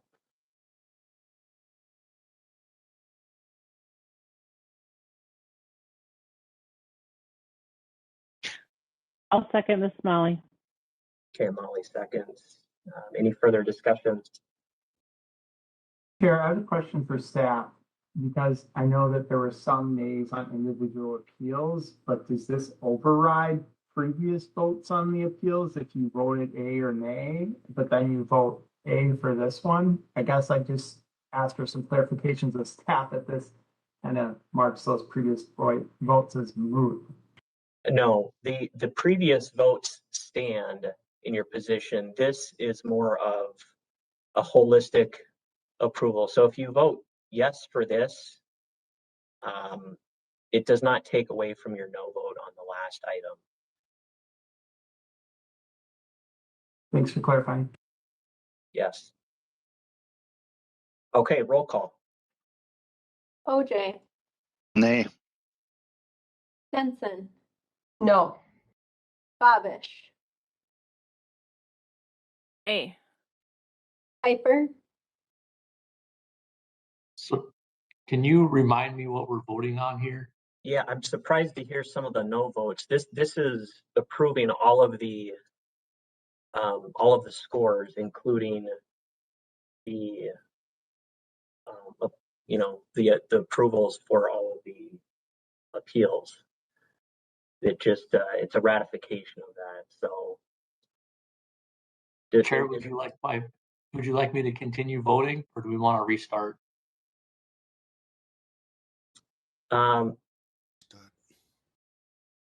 Let's just continue.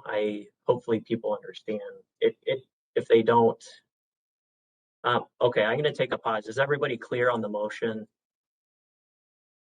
The motion is to accept final scores that will then be used to the ranking of the projects for the funding scenarios, basically. So it's the scores that were sent out plus the approved changes plus any cost effectiveness that will be adjusted based on those approved changes. So I'm scrolling through the changes I shared with you last month, and 3 projects will have new scores and possibly new rankings. Is the vote that is what would happen if this vote is successful. If not, I don't know what we'll do. Yeah, because what you're doing is you're finalizing the scores, and then those now become the scores that will be go forward to do the funding scenarios.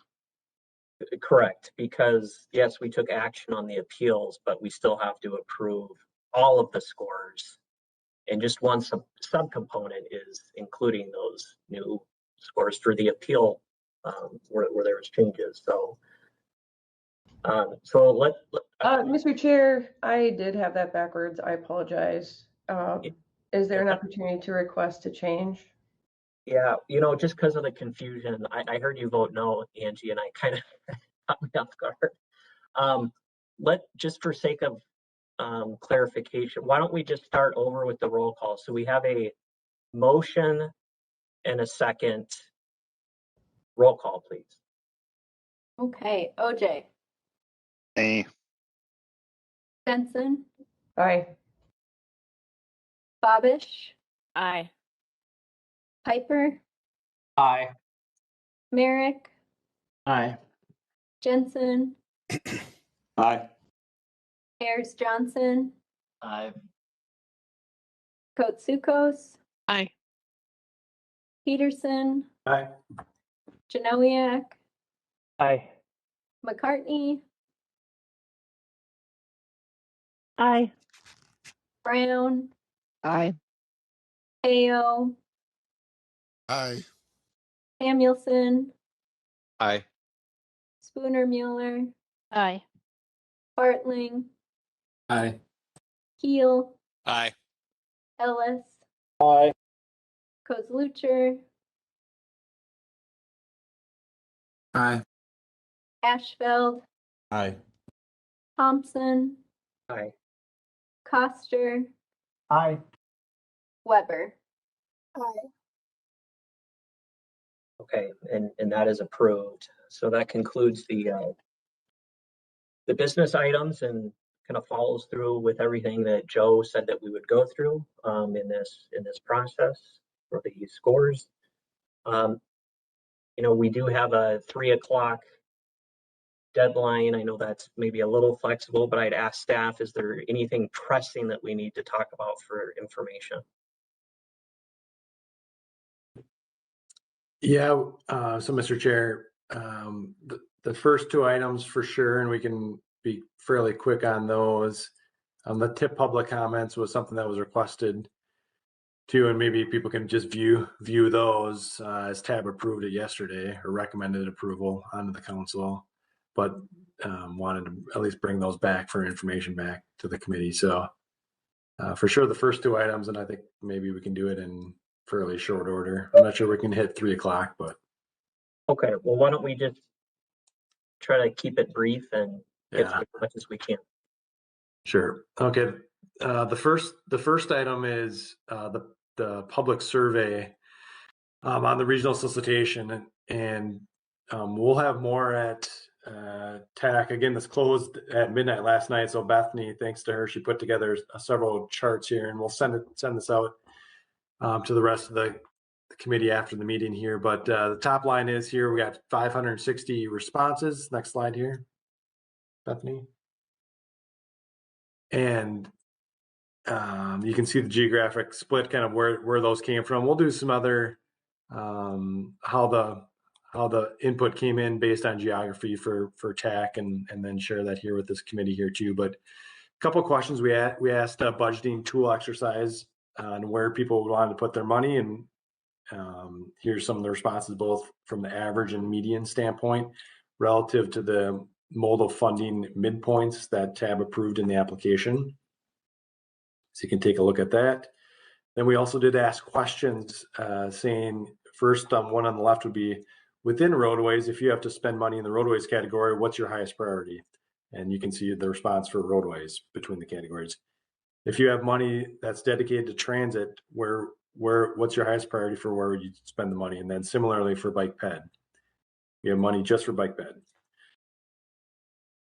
We also asked demographic questions, and we'll be splitting it out as best we can here by some demographics here for the TAC meeting to better understand the responses. So again, I think the major point is a lot of participation, 560 people submitted the online survey, and more to come there. So far. Okay, Mr. Chair, I'll turn it back to you, and if people have any questions, if not, we'll move on to the next info item. All right, are there any quick questions for Steve on outreach tool results? If not now, I'm sure you can reach out to staff anytime. So we'll move on to the next item. Okay, thank you.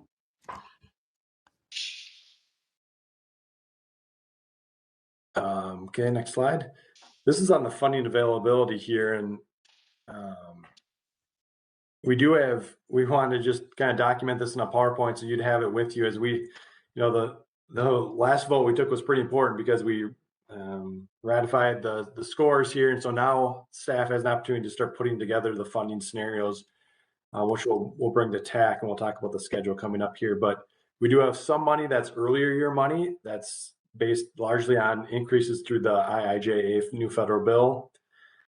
So that adds up to about $277 million if you include the earlier money plus the new money, and that does not include any over programming, which can amount to, last time we did about $10 million per year of over programming.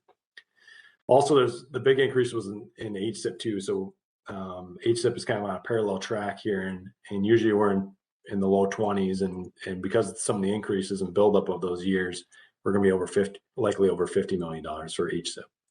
Next slide. So if you translate that 277 million into the modal midpoints and the modal funding ranges, this is what it would look like. There's really two ways we're going to bring forward a midpoint discussion. Again, the midpoint of the modal funding ranges. One is looking at all this money kind of as one big pot. The other way would be to look at just the money before the new federal bill, and you do the midpoints on that, which is a much smaller sum. Instead of 277 million, that's more than $151 million. So we could do the midpoint just on that amount and then leave flexible the remainder. So two approaches that we'll put forth there. Next slide, please. Two new programs too that we'll be introducing. We'll need some guidance from this group and certainly have to change to the policymakers as well. One is the carbon reduction program.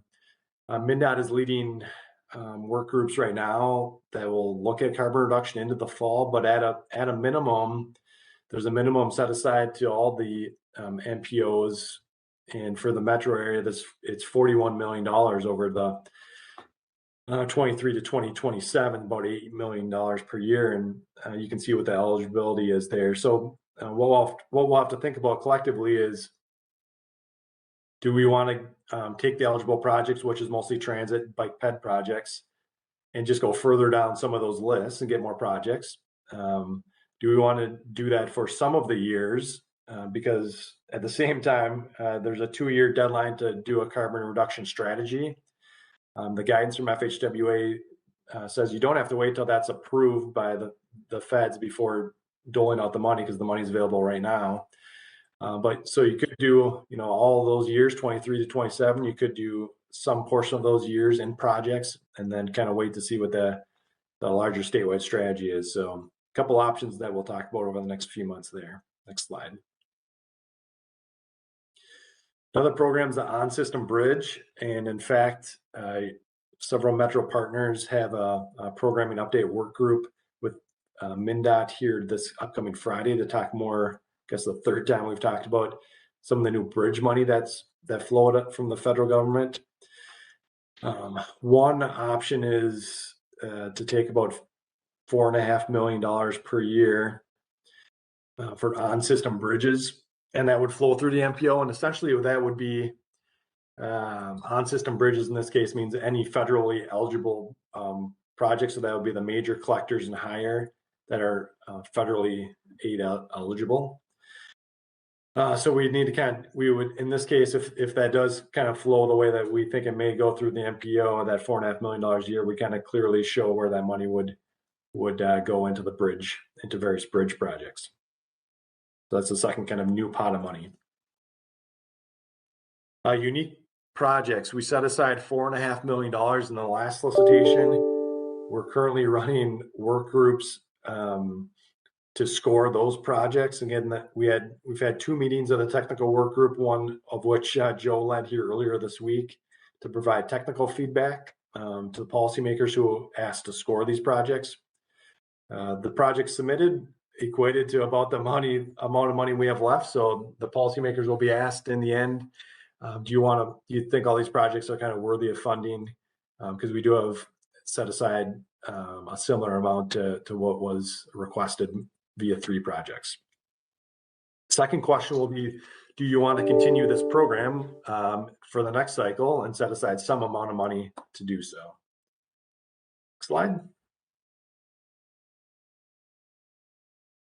Probably not a quick discussion, but one thing we heard back in November of 2020 from this group and also from the TAC group was, you may remember from the last solicitation that we partially funded 2 projects. One was a Carver County project, got $7 million out of the $9 million request. Another was a Scott County project. It received $7 million out of $10 million requests. And that was, we were kind of down the last few projects. We were trying to, achieve some geographic balance.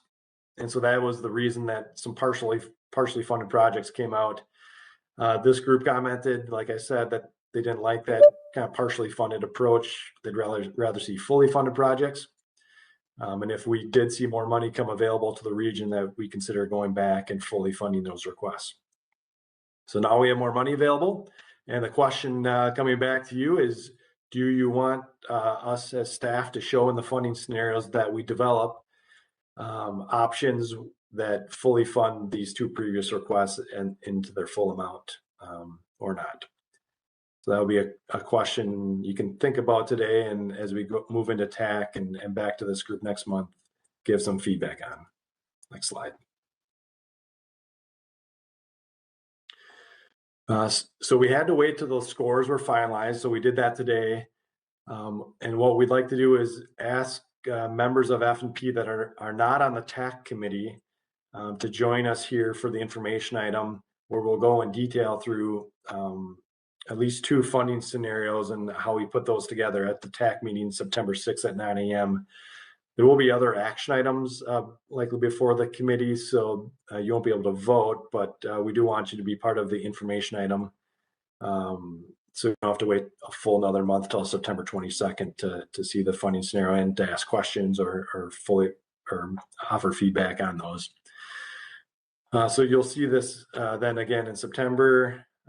October 20th, we'll ask you to make a recommendation on the funding scenarios. Goes to TAC and TAB in November, and then for concurrence in the council in December. So that's the schedule we have before you. Next slide. Here's in writing what we had talked about earlier for the midpoint discussion. There's kind of 2 ways to think about it. Do you put all this money in the pot, $277 million, and run the midpoints? Or do you go based off the old federal funding levels, which is about $151 million. We had quite a bit of obligations out there from program year extensions or other over programming that was done in the past that kind of got pushed forward. So usually we said, we've got about $180 million, but that's subtraction of obligations that were on the books out there. So the last question I guess I would have is there other funding options you think should be considered? And over the next month, we can talk about this here. I know, but I think the first step would be for us to put the 2 midpoint scenarios together, see what people think, and then maybe once you get a feel for it, then you'll have a better sense for if we should go this way or that way. So with that, Mr. Chair, I'll turn it back to you. Thank you. All right, thanks, Steve. Questions, feedback for Steve?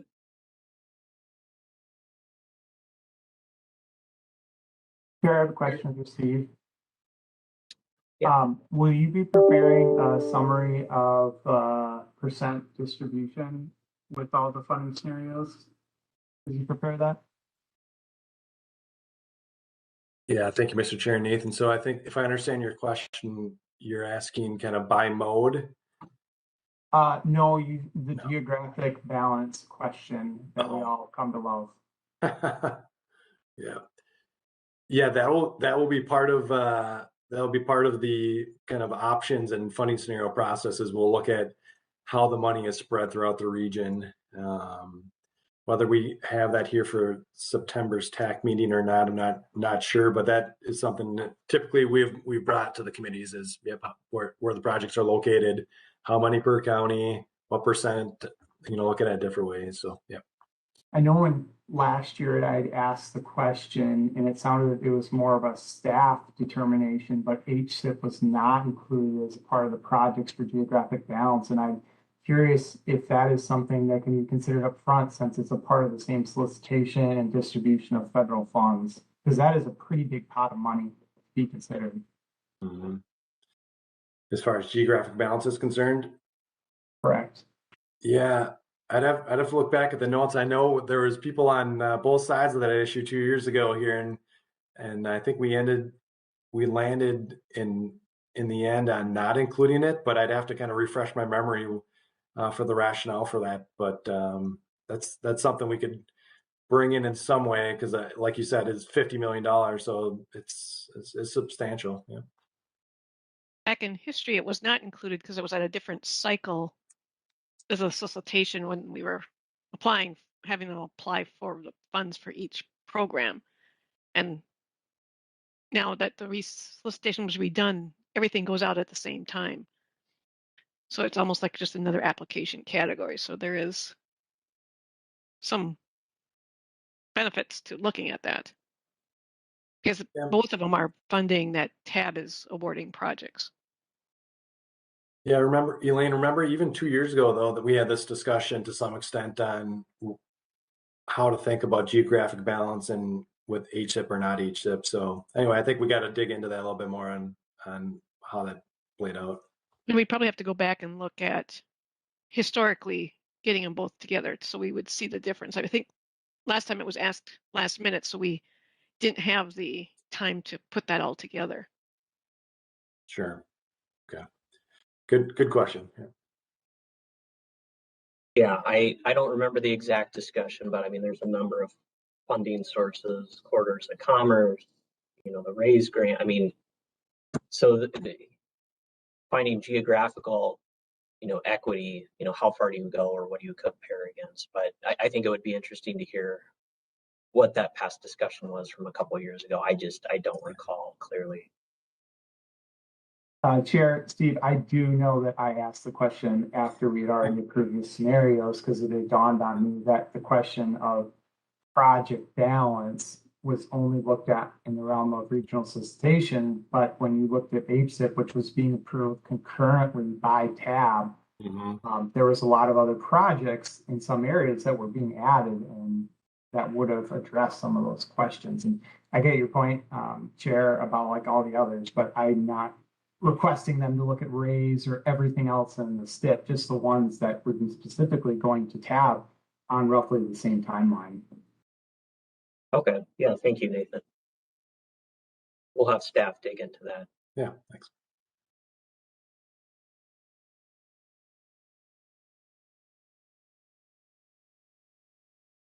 Chair, this is Jason with Hennepin County. Yeah, Jason.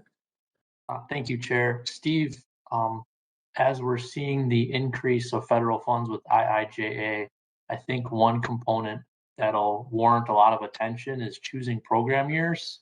As local cities and counties, we're going to be trying to balance our books to come up with a local match. It's a good problem to have, but we would appreciate time to have that program year discussion with Met Council near the finish line. Yeah, thank you, Mr. Chair and Jason. Good comment. We have so the earlier year money, at least for the solicitation, we have 38 million.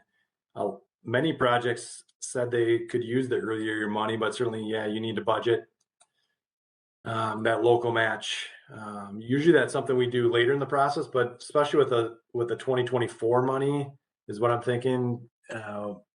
Some combination of Elaine and I will need to look at those projects. And generally what we've done in the past is we've given priority to the top scoring projects, and we'll see where they want to go for their program year. So there's a little shuffle there that needs to take place. But I know there is a lot of projects that can take the earlier year money, and maybe given some of it's 2024, we should work on that. Usually it's a kind of a January timeframe after the projects are selected, but we can maybe start laying things out in process here too. Yeah, and we do start looking at it pretty quickly early in the year so that we could send out the award letters for the year. And we would work with the applicants or the awardees as we set the years.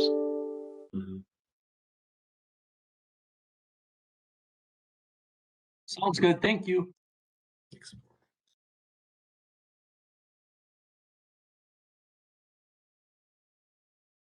Right, did you get enough feedback from us, Steve? You need anything else? Yeah, the probably not today, but as we go into TAC, be thinking about how you want to see those two partially funded projects on that slide. If that's something you want to see in the funding scenarios, shown as fully funded or not. That's how strong was that commitment, or I don't recall that. Yeah, it was not an action item, but it was something that was discussed at this committee and at TAC, in the TAC notes we found it too. To give some consideration. It wasn't an action that we would do that, but to consider fully funding those past requests. Okay. Any committee members have any thoughts on that? Chair, this is Jason from Hennepin again. Yeah.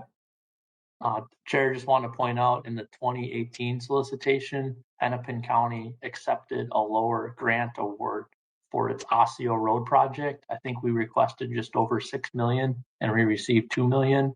So that kind of left a bad taste in Hennepin County's mouth. So I think I'll have a hard time fully funding those two projects on that PowerPoint slide based on Hennepin County's experience in 2018. You kind of sign up to take a smaller award and you just have to kind of deal with it.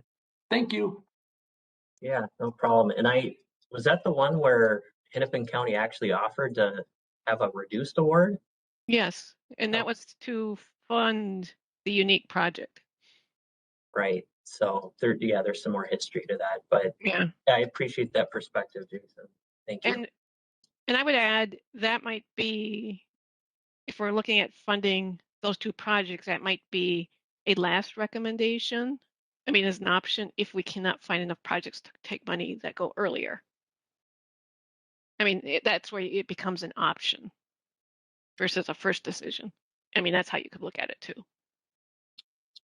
Yeah, I think it'd be good to show scenarios both with and without, and so people understand the ramifications of the decision. Because that's one thing we haven't looked at yet. We do have the projects that requested earlier, but we need now to check when we do the funding ranking of the projects to see if those are the ones that got funded. Yeah, and I think in the future, we should probably take a stronger action on whether or not we'd fund partially funded projects and how that would occur, what would trigger that. So it sounds like it's kind of more of a loose discussion, but it'd be good to see what those options would be in the funding scenarios. Okay, good. All right, I don't see any other hands up or discussion here. Do you want to move on to the final item and just quickly go over that? Yeah, we can. I'll turn it over to Joe here and see if there's any headlines he wants to give there. Yeah. The only headline I have is I can't find my mute button. So, Mr. Chair and members, not a lot to say.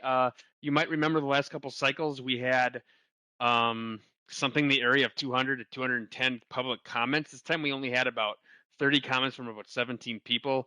So yesterday, very few of them really would have prompted a lot of discussion about the tip itself. We did make some changes per Hennepin County's request to some funding amounts, and those are all small amounts of entirely local money matching, just sort of catching up to some of the project cost changes that had happened. Otherwise, no changes were made because of the public comments. And a number of those comments will be forwarded to other processes, including the TPP process that's coming up. For those of you who saw TAB yesterday, there was some discussion on some comments that the term troll was used. There were some people from not necessarily the region that were making comments that were not really grotesque or anything, but a little off the wall. And but nothing can really be, at least as of now, nothing is really going to be done about that. Those comments show up.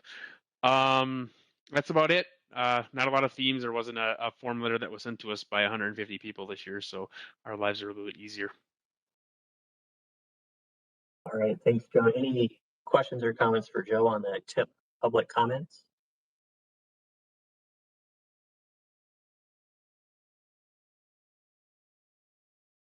All right, seeing none, we will move on to other business. Do any members have any other business? Pete. Yeah, thanks, Mr. Chair. Just to close the loop here on our scoring committee discussion here on the appeals. Couple things I think that staff needs to look into. One is the urban rural definition, which means something different in MPO world than perhaps state aid and kind of the curb and gutter. So I think we need to define that small thing. But clearly the TDM scoring needs some work. We do have a regional TDM study that Cole is leading right now. And we'll pass on some of these comments to him, whether that study can kind of dig in or we need to do it separately. But I think one kind of to-do item for us is to clarify the TDM scoring and estimates and how you can get a 0 score versus something in between and with methodology changes, et cetera. So those are two things that I wrote down as follow-up items from our earlier discussion. So want to close the loop there. All right, thank you, Steve. Any other business by members?